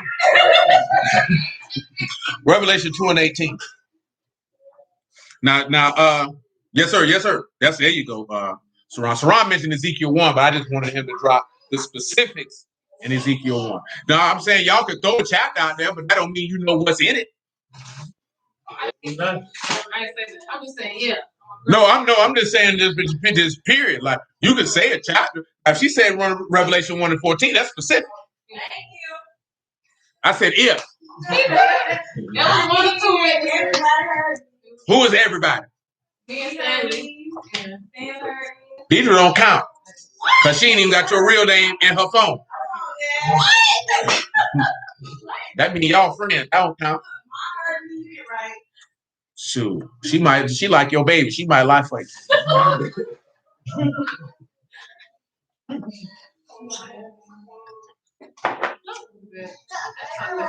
Revelation 2 and 18. Unto the Malachim of the house of Thyatira write these things, saith the son of Elohim, who have his eyes like unto flame of fire, and his feet like fine brass. Now, Lisa, you say you mentioned Revelation 1 and 14. What does it say in 1 and 14 then? What it described him as?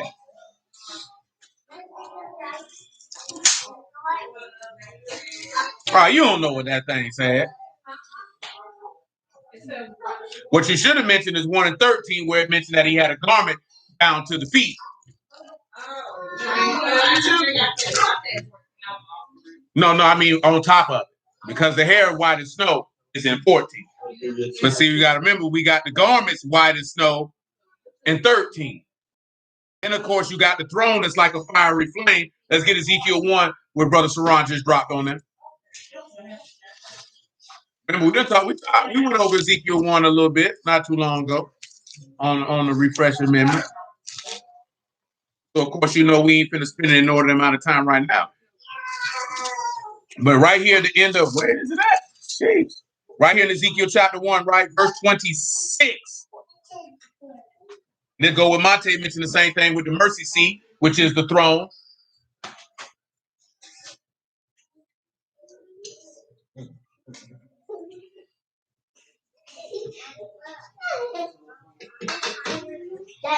And above the firmament that was over their heads was the likeness of a throne, as the appearance of a sapphire stone. Upon the likeness of the throne was the likeness as the appearance of a man above upon it. I saw the color of amber as the appearance of fire round about. There is your fiery flame. From the appearance of his loins even upward, from the appearance of his loins even downward. As I saw, it was the appearance of fire, and it had brightness round about it. As the appearance of the bow that is in the cloud in the day of rain, so was the appearance of the brightness round about. That was the appearance of the likeness of the esteem of Yahuah. When I saw it, I fell upon my face, and I heard a voice of one that spake. So in this instance, the Ancient of Days is Yahushua. That is Yahuah. We'll get your Ancient of Days one time real quick. Like, number one, you have ancients, which is a tech. This is advanced, ancient, aged, old, or taken away. It is Ayin, Tau, Yod, and Kuf. Ayin, Tau, Yod, and Kuf. So when we come over here, right, we got the light. Yes, it does. It does. Also, we have the light for Kuf and the Yod, or we could say the last of the Yod. In that regard, meaning the Yod, right hand, or the last Adam, has experienced the covenant of life. Because why? Because he was slain from the foundation of the world. This is how he can be the Ancient of Days, because he's ancient in advance. And of course, when you see him, he has his hair white as what? Wool, which means he is ancient and advanced. Now, when he left here, did he have hair white as wool? But yet, when Daniel saw him, and Daniel 10, he saw him the same way. You know what I'm saying? John see him, he's seeing the same way. When John seen him, that wasn't that much of a departure from when he departed from him. That wasn't like a super superior long period of time, if you would. Back to Daniel 7:10. A fiery stream issued and came forth from before him. Thousands of thousands ministered unto him. 10,000 times 10,000 stood before him. The judgment was set and books were opened. That's Revelation 20 and 9 on down. That's Judgment Day.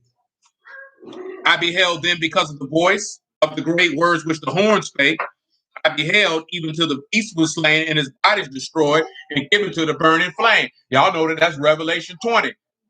That the beast and the false prophet are tossed into the fire alive.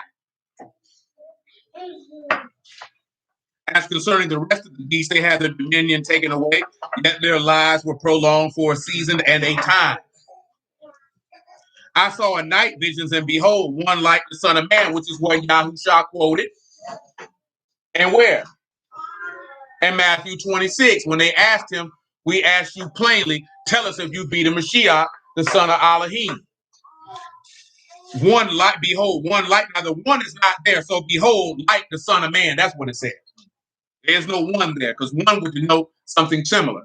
That is not there. We got, when we had this in here, you have Bar, which of course is Aramaic for son, Ba and Raj, the son of the highest. And of course, for man, they have Anash, and that is a human being, the son of man, which is the son of Adam. And it came with the clouds of heaven, and came to the Ancient of Days, and they brought him near before him, and there was given him dominion, esteem, kingdom, that all peoples, nations, languages should serve him. His dominion is an everlasting dominion which shall not pass away, and his kingdom that which shall not be destroyed. So now you see the son of Elohim getting a kingdom given to him by someone who is described as what? The Ancient of Days. So in that regard, who is that Ancient of Days?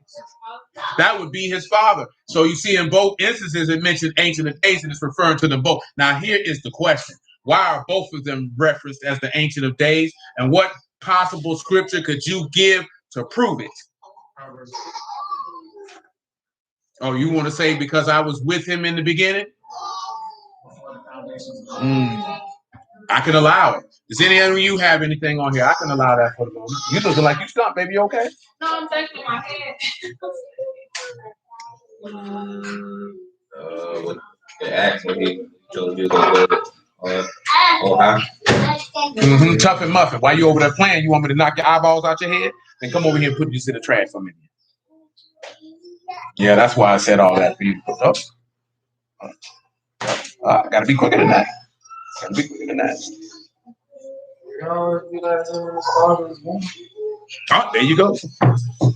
There you go. What did he tell Thomas? No, or Philip and John 14? He said, if you saw me, you saw my Father also. He said, he mentioned, I and my Father are one. So if the Father is the Ancient of Days, why wouldn't the Son be the Ancient of Days? Are they not both of ancient days? That's why I said we can allow Proverbs 8.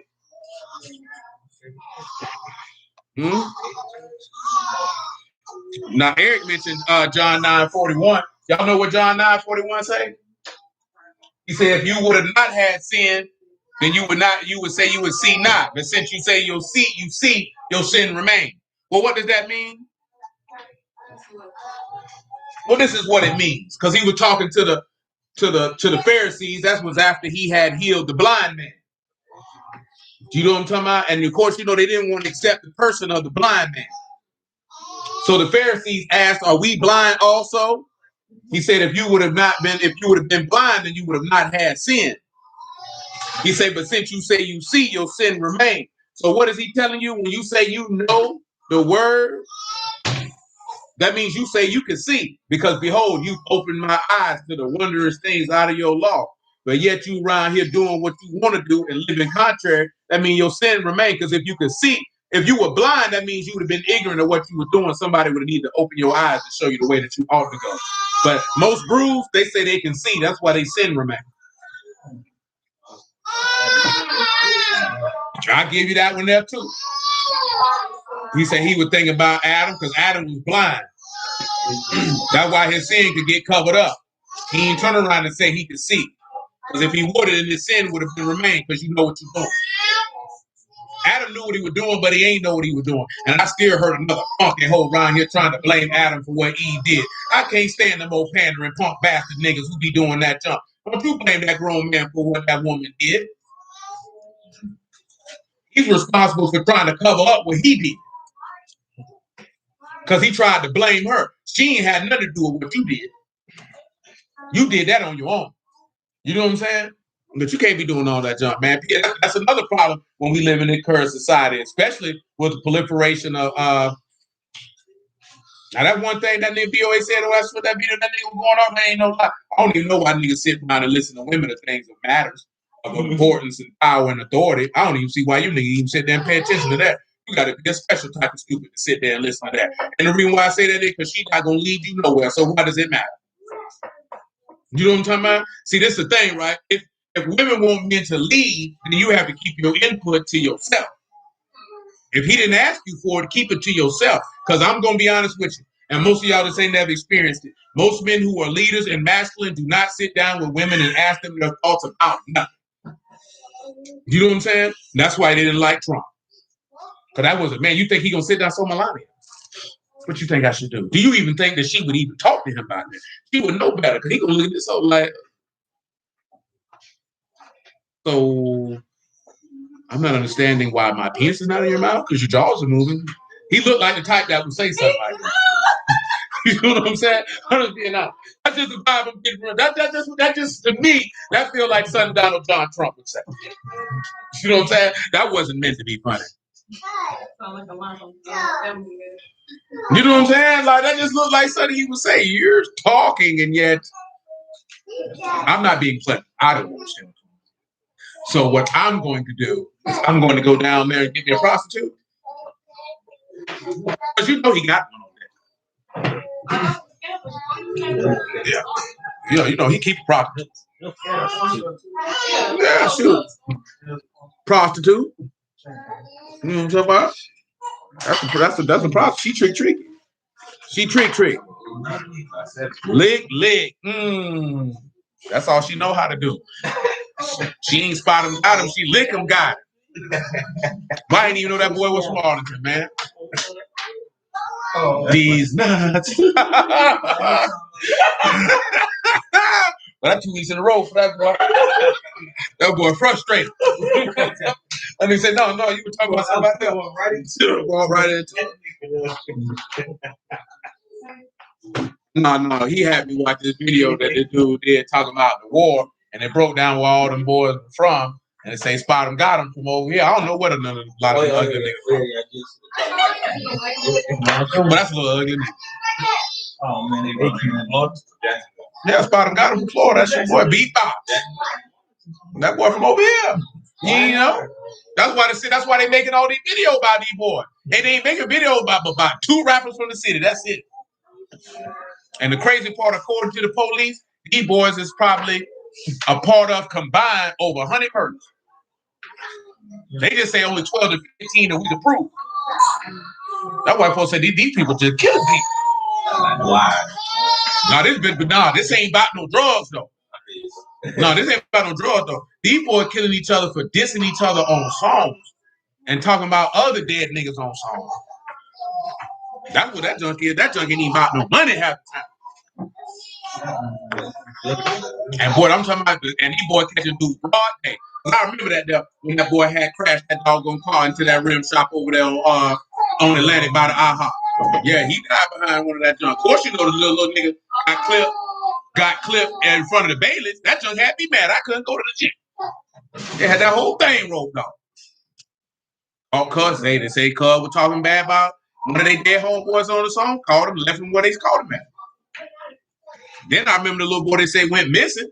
Then they said that nigga went for a job interview and they never found him again. But they kid that nigga did on the God knows what. Found him in the woods. And them boys ain't playing no games. Well, I was telling Trad that boy, I'm like, yeah, niggas riding around here talking about when I see you and who I smoke. You play that jump around here if you want to.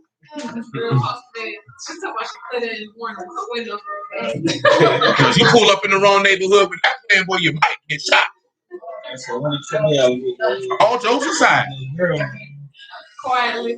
All jokes aside, you around here, but that's gonna be right. You gonna buy your car. You know what I'm talking about? I wouldn't dare ride around playing no song when niggas is talking bad about niggas who dead, who each side done killed, and think, you know what? I think it'd be a good idea for me to ride through 45th playing Who I Smoke. They gonna be smoking you next. You know what I'm talking about? Shoot. Play with it. I ain't even know. That's just dead serious, bro. Oh, yeah. And I had just rolled by her rest in peace sign like 2 days before he sent me that video. Girl went out on a date with a boy, man. Them boy jumped out with that AK and let that thing loose. Cuz got away. She did. 17-year-old girl, man. They wasn't coming for little baby. They were coming for him. They said, matter of fact, they said that's how Young and Ace got hit. The boy was going live, posting where they was at, and the boys was out there laying on them. Because I'm like, boy, how did it catch you coming from Wasabi like that? Unless he was already, that junk crazy around here, man. Them little niggas don't play. Yeah, that junk passed the wire because them boys was selling dope. These niggas just killing. Nigga like, oh, you roll with them niggas? I'm going to kill you. But it was funny, though, because the mayor and the sheriff said something that I done told people for years. He was like, man, truth be told, what they say, man, hey, man, it's just a small pocket of people. He said, if you ain't in the drug trade or in gang activity, you ain't got nothing to worry about. That junk ain't coming to your front door. I've been telling people that for years because you don't. I'm going to tell you that if y'all hear about, oh, they killing in Jacksonville, this, that, there, and the third, but if you ain't selling no dope and you ain't running with none of these boys and these crews that they running in, ain't nobody finna fool with you. Unless you around here shining and profiling and stunting somewhere you ain't got no business done that, you gonna get robbed. That's in the city. Yeah. But yeah, no, ain't nobody just gonna, they ain't killing random people. People know. But one thing I can say about people in Jacksonville, they going after their target, boy. They very rarely. It was only one bystander. It's very rarely bystanders get hit here. Yeah, these boys just don't be spraying reckless and people just be getting hit in the crowd. These boys shooting exactly who they came to get.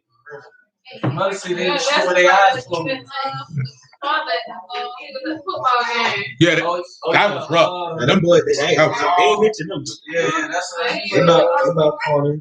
Yeah.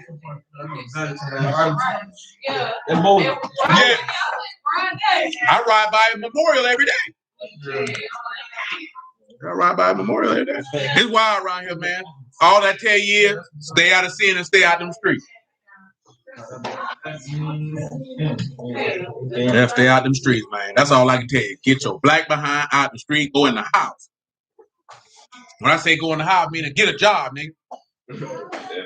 Stop selling dope, stop hanging in the hood, leave them niggas alone. That's no matter what city you at. Boy, ain't nothing good coming from that. Don't and stay. That's why a lot of these dudes there, man. They be in people business, boy. That tongue ain't got nothing to do with you. Ain't got nothing to do with you, boy. Keep your mouth closed. Nigga come to you talking about, I don't know nothing about that. I don't know nothing about that. No, it ain't really crazy as you think, Saran. You know, because you know he live in the UK. They can't carry no guns. Them niggas knifing niggas. Yeah, that's hit you with a chain. But they gotta get involved. Yeah, they do. But I mean, the difference is, like you said, it is crazy. It is crazy if you live in them neighborhood. But you know how wild it is to see a young girl get hit with a yapper. What they say they shot young in their car, man. That dude say it was 100 doggone rounds got shot in that car. That was crazy. You know what I'm talking about? Like, bruh, these boys did like this here. And they pinning you in. Boy, nigga pull up on me, I see some junk like that, boy, I'm mashing the game. I don't care what I hear, what I run over. You know what I'm talking about? If I can notice it, boy, I might move the car. I gotta get up out of here, boy. I gotta get up out of here, boy. You know what I'm saying? I gotta get up out of here, boy. That's ugly. Nigga pin you in like that. Well, you ain't got nowhere to go. Nah, man. That just can't. Woo, boy. I just let them move.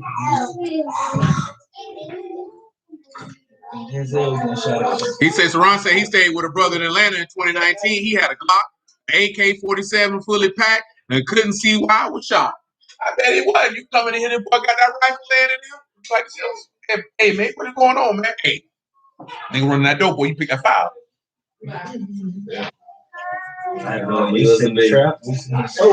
Now, Sean say where he from, dudes don't care. Every time he been in gunfire, he wasn't the target. So they don't do that here. These dudes ain't randomly shooting at nobody in Jacksonville. Never had. Boy, they coming for exactly who they want. I'm talking about it is very rare. Now, you can get caught up in the crossfire. You just happen to pull up. But these boys, as odd as it may seem, these boys dead at. You know what I'm saying? These boys coming, they hit who they want, they going home. You know what I'm saying? Definitely going home. These boys going home. Psalm 138, man, and 3. Yeah, these boys go home. These boys kill niggas and go home and go to bed.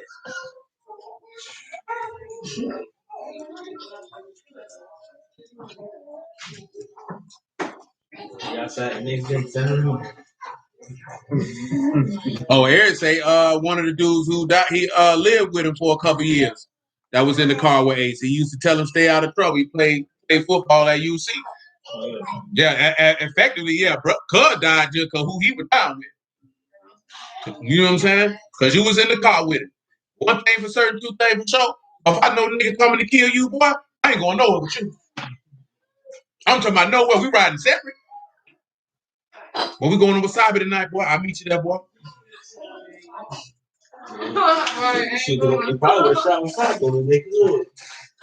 Oh, Tavon say up north it's random. He said he know he been a random talk. They don't do that in Jacksonville. Ain't no random.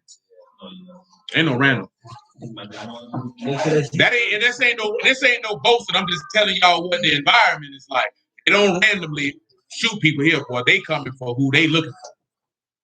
You know what I'm saying? These boys, because they ain't gonna. And he probably was his best friend. And I understand. I just know how I war, boy. I gotta preserve my life, boy. And if I know you stay in a lot of feet and dudes coming to kill you, I'm not riding with you nowhere. I definitely ain't standing on no blocks and no corners with you. Huh? Yeah, he did. That was about it. That about the only one. And according to them niggas, according to what some of them boys were talking about, they said they were trying to hit the baby.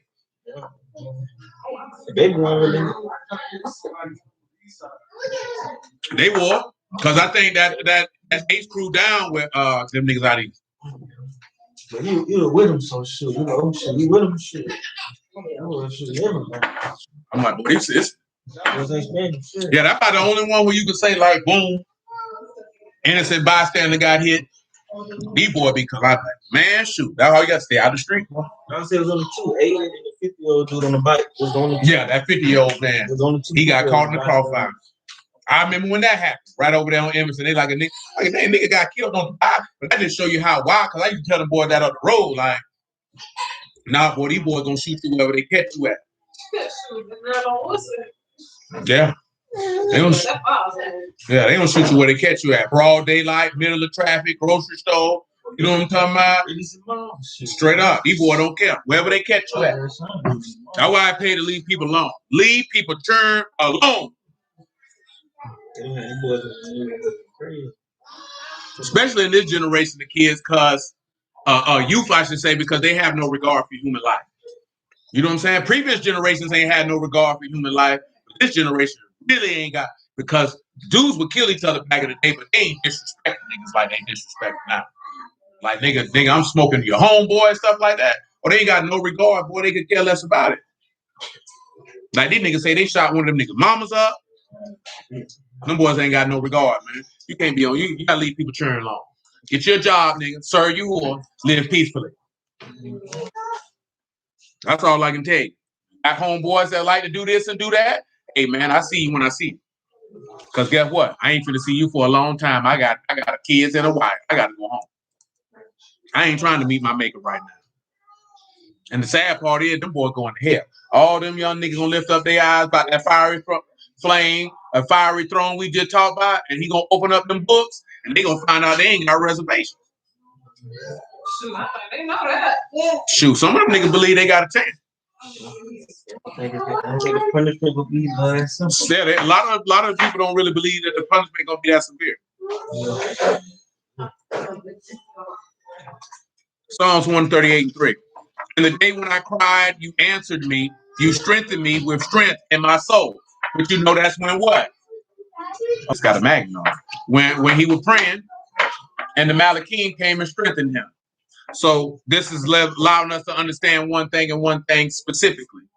That when you find yourself in a weakened position, you cry unto him, and he can give you strength in your soul. That's what he did for the Lord. Then he was exceedingly sorrowful even unto death. And that's Rahab. And of course, this means to make sure, because they got different definitions: to disturb, alarm, confuse, to boisterously or act stormily, but also means to overcome, to encourage, and to strengthen or embolden, if you will. You say, all the kings of the earth shall praise you, O Yahuah, when they hear the words of your mouth. What does that lead you to? Micah chapter 4. What you want, son?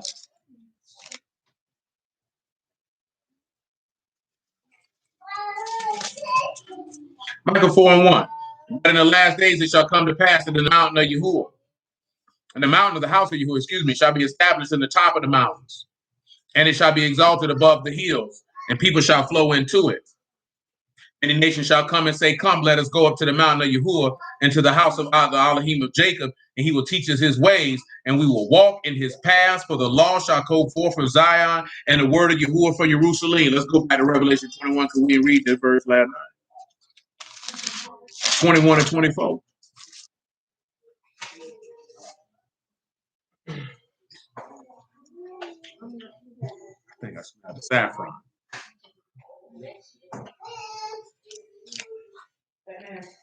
Yeah, they got one called Amber Fever. That's not supposed to have whiskey in it. How did you put the jubilation on today, baby? Dang, I can't even see it.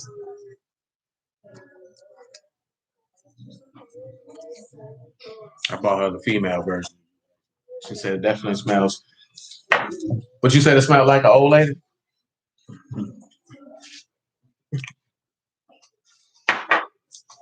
To me, it smelled like a slightly lighter version of the male. Smells like a distinguished gentleman. Man of honor and respect. That's cute. Oh, man. The face too, though. 21 and 24. Revelation. And the nations of them which are saved shall walk in the light of it. The kings of the earth do bring their esteem and honor into it. The gates of it shall not be shut at all by day, for there shall be no night there. And they shall bring the esteem and honor of the nations into it. Why should there not be any nights in the kingdom of Elohim? Easy question. Michael? What? So why is there no night?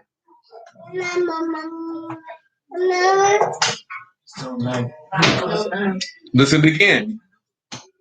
There shall be no night there.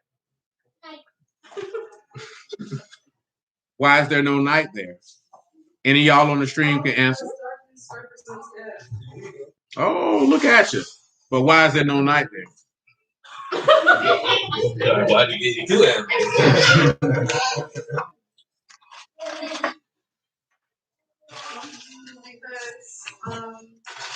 You're on the road, but you're veering off. But why is there no night there? It's very simple. It's an epistle letter that says exactly what I'm looking for. I can feel you on that, Sean and Marvin. But why is there no night there?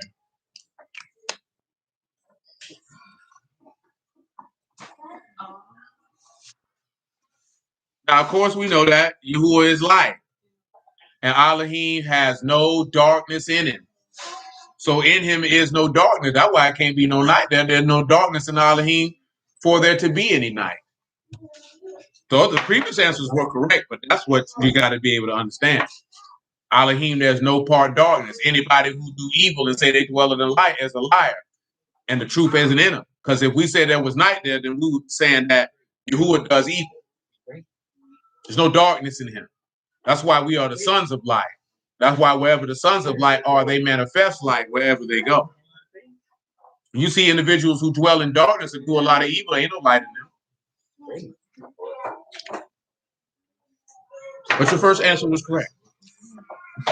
And all y'all answers were correct before what y'all mentioned. Sean said the same thing, just in different words. Darkness can't abide in his presence. Darkness can't abide because it ain't in it. That's why you see the kings of the earth shall praise you when they hear the words of his mouth. Verse 5 of Psalms 138. They shall sing in the ways of Yahuah, for great is the esteem of Yahuah. Though Yahuah be high, yet he have respect unto the lowly, but the proud he knoweth far off. Look at what he says. He has respect unto who? That's Ra'ah. That means he perceives and considers and sees the lowly. That's something that you all know. Yeah, indeed. That's why you see the evening starting first, because there was no light, because you had not began to manifest. Now, that's a whole nother conversation.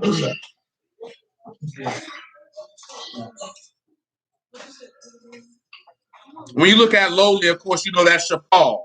That is someone who is low. That is someone who's been humbled. That is someone who has been humiliated. Sean, Pei, and Lamar. Simply been paired to the words of the shepherd. Anyone who has been joined to the words of Elohim are going to have a level of humility that someone who has not does not have. That's why he say he gives mercy unto the humble and he resists the proud. That's why the majority of people in this world, we know Yahuah ain't fooling with them, because the majority of people in this world are proud. They're lifted up in their pride. That's why he tell you that in Proverbs. There's a generation who is in their pride, yet their sins remain. Psalms 138:7. Though I walk in the midst of trouble, you will revive me. You stretch forth your hand against the wrath of my enemies. Your right hand shall save me. Revive. Y'all know what that is. That is kaya. That is to live. Revive should take you back to what? The refreshing in Exodus 31. So though he walk in the midst of trouble, he'll be resurrected from the dead. Verse 8, Yahuah will perfect that which concerned me. Your mercy, O Yahuah, endure forever. Forsake not the work of your own hands. Now let's look at perfect, which is Gamar. That is to end, to come to an end, to complete, to cease, to perfect, or to perform. So in this regard, it's looking at performance. Gamal, Meme, and Lamad. Y'all can figure that one out yourself. Gamal, Meme, and Lamad.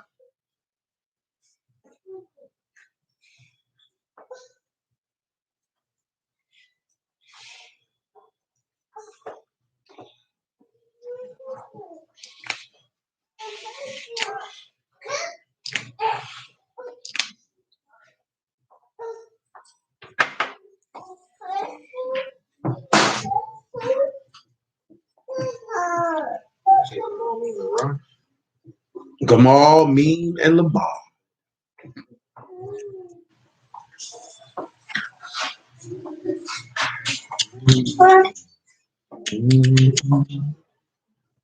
What may I do for you?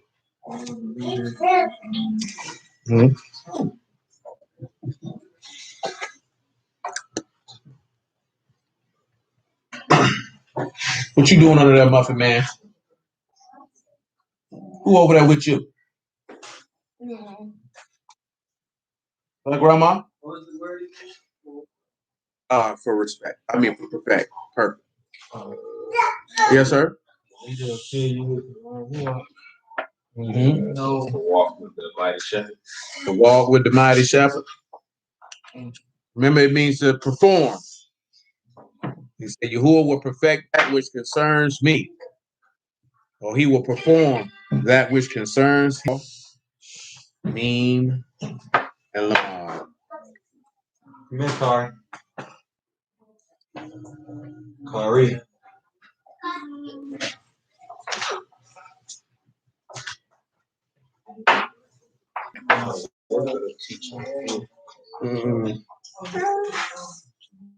I have to look at it. Give me a second. They had froze for a second. Yeah, you're not going to be able to come over here and lay down.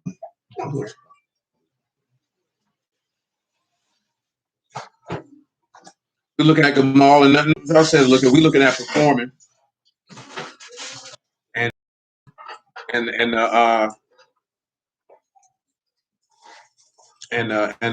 what it was, the Rosh. We can see that the highest has shed the blood of his messenger. Therefore, he's going to perform that which concerned him. What was that which concerned the Son? He had to be offered. The reason why I mention that is because of what does it say behind that? Yahuah will perfect that which concerned me. Your mercy, O Yahuah, endure forever. What does he say not to do? Forsake not the work of your hands. That's the only reason why I would mention that, if you would.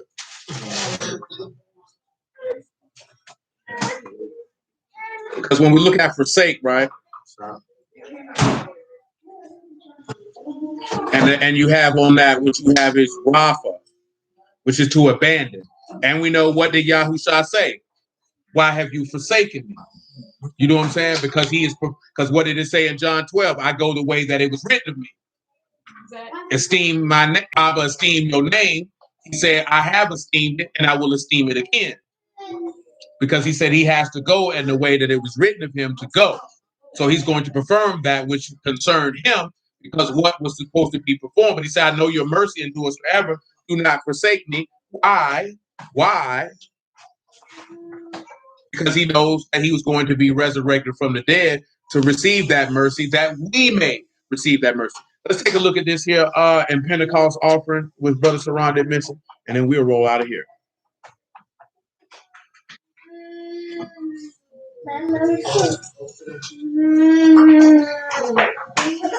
Boy, why you moaning like you at a funeral, boy? You said Pentecost offering? Yeah, he asked, is there the leaving in the Pentecost offering as a sign that he is raising up his bride, exalting her in due time? If not, why? So I'm not sure what he's talking about off the top of his head. So I have to look at it.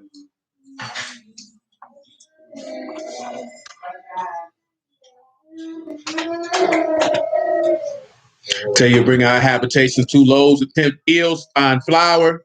They shall be baking with leaven. They are the first fruits unto Yahuah.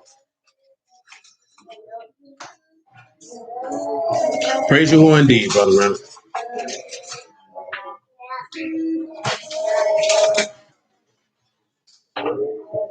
When we got flour, of course, you know, there's fine flour, that's solaf, that's samak, lamad, and tau. So you're grabbing hold to the covenant of the shepherd. And then you have leaven, the thing that is leaven, or ferment. Uh-oh, you dropped your good old fruit. And that's kamat. You have kamat, kat, neem, and sod. So we see that the way of the ruach leads to a separation. And you're looking at the thing that is leaven, and it's the first fruits. And of course, first fruits is bakor, the first of the crops that are ripened and gathered, but also the bread made of the new grain that is offered at Pentecost. And remember, like the thing with the leaven coming about, because you don't want to confuse the leaven with what happened with in Passover. And of course, you're asking, is it symbolic of the bride? But in actuality, that leaven or that bread that's being offered, the first fruits, is the offering of his body. Because remember, you're supposed to take this fruit and wave it. You know what I'm saying? Now, it's not in the aspect of the leaven of him having sin in him, but it said that you got to take this. Hold on, my thing tripping again. So you got to bring out of your habitation 2 wave loaves of 2 10 pills of fine flour, be baking with leaven. These are the first fruits. So you got to take this first thing that you done took and bake and give it to you. Hold on. Let's look at bacon, which is alpha, olive, pay, and hay. So now you can behold the strength of his words, or you can behold that that Yahushua is the word. What it allowed him to become the word was taking us back to he magnified his word above his name because of the sacrifice of which he partook in. But again, let's look at, keep on looking. Let's look at waves. Swinging, the wave offering. And that's Tanufa, Tau, Noon, U, Pay, Hey. So you look at a wave offering. This is something that is what? That is wave before Yahuah for him to accept. How is Yahushua the wave offering of Pentecost when he ascended into heaven? This is the one that he accepts. He's that fine flour, which takes us back to that word being in him.